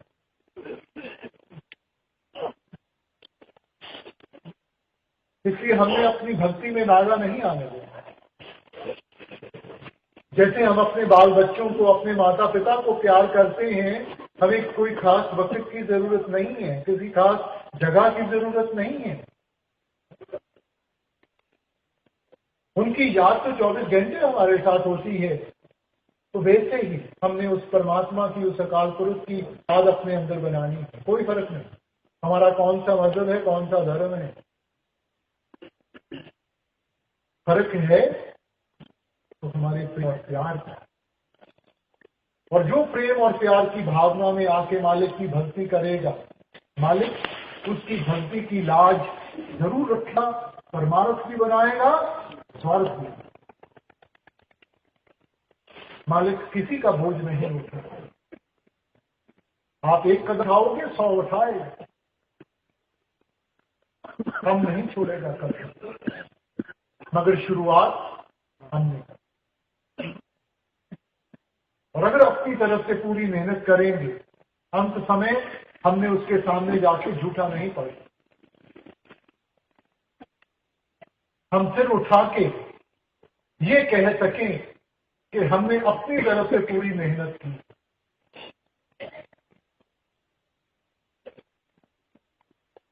और अगर सच्चे दिल से इतना हम कह सकेंगे, बाकी सब कुछ वो खुद कर, उसने जिम्मेवारी उठाई, महाराज जी ने जिम्मेवारी उठाई, वो नहीं भूले, हम भूल जाते हैं। हमने सिर्फ वो याद बनानी है और अपने आप को उस भजन बंदगी में लगाना है, बाकी उनकी जिम्मेदारी, वो सब कर, सब निभा। इसलिए यही बेनती है, यही अर्थ कि जिस भावना के साथ हम यहाँ आए हैं, इस भावना को यहाँ नहीं छोड़ के जाना, इस भावना को साथ लेकर जाना और इसको रोज अपनी भजन बंदगी में जाहिर करने की कोशिश करें। कथय कह की बात निराली, क्यों कर कहूँ बनाई। राधा स्वामी राज छिपे को, पर दुख कर सरसाई।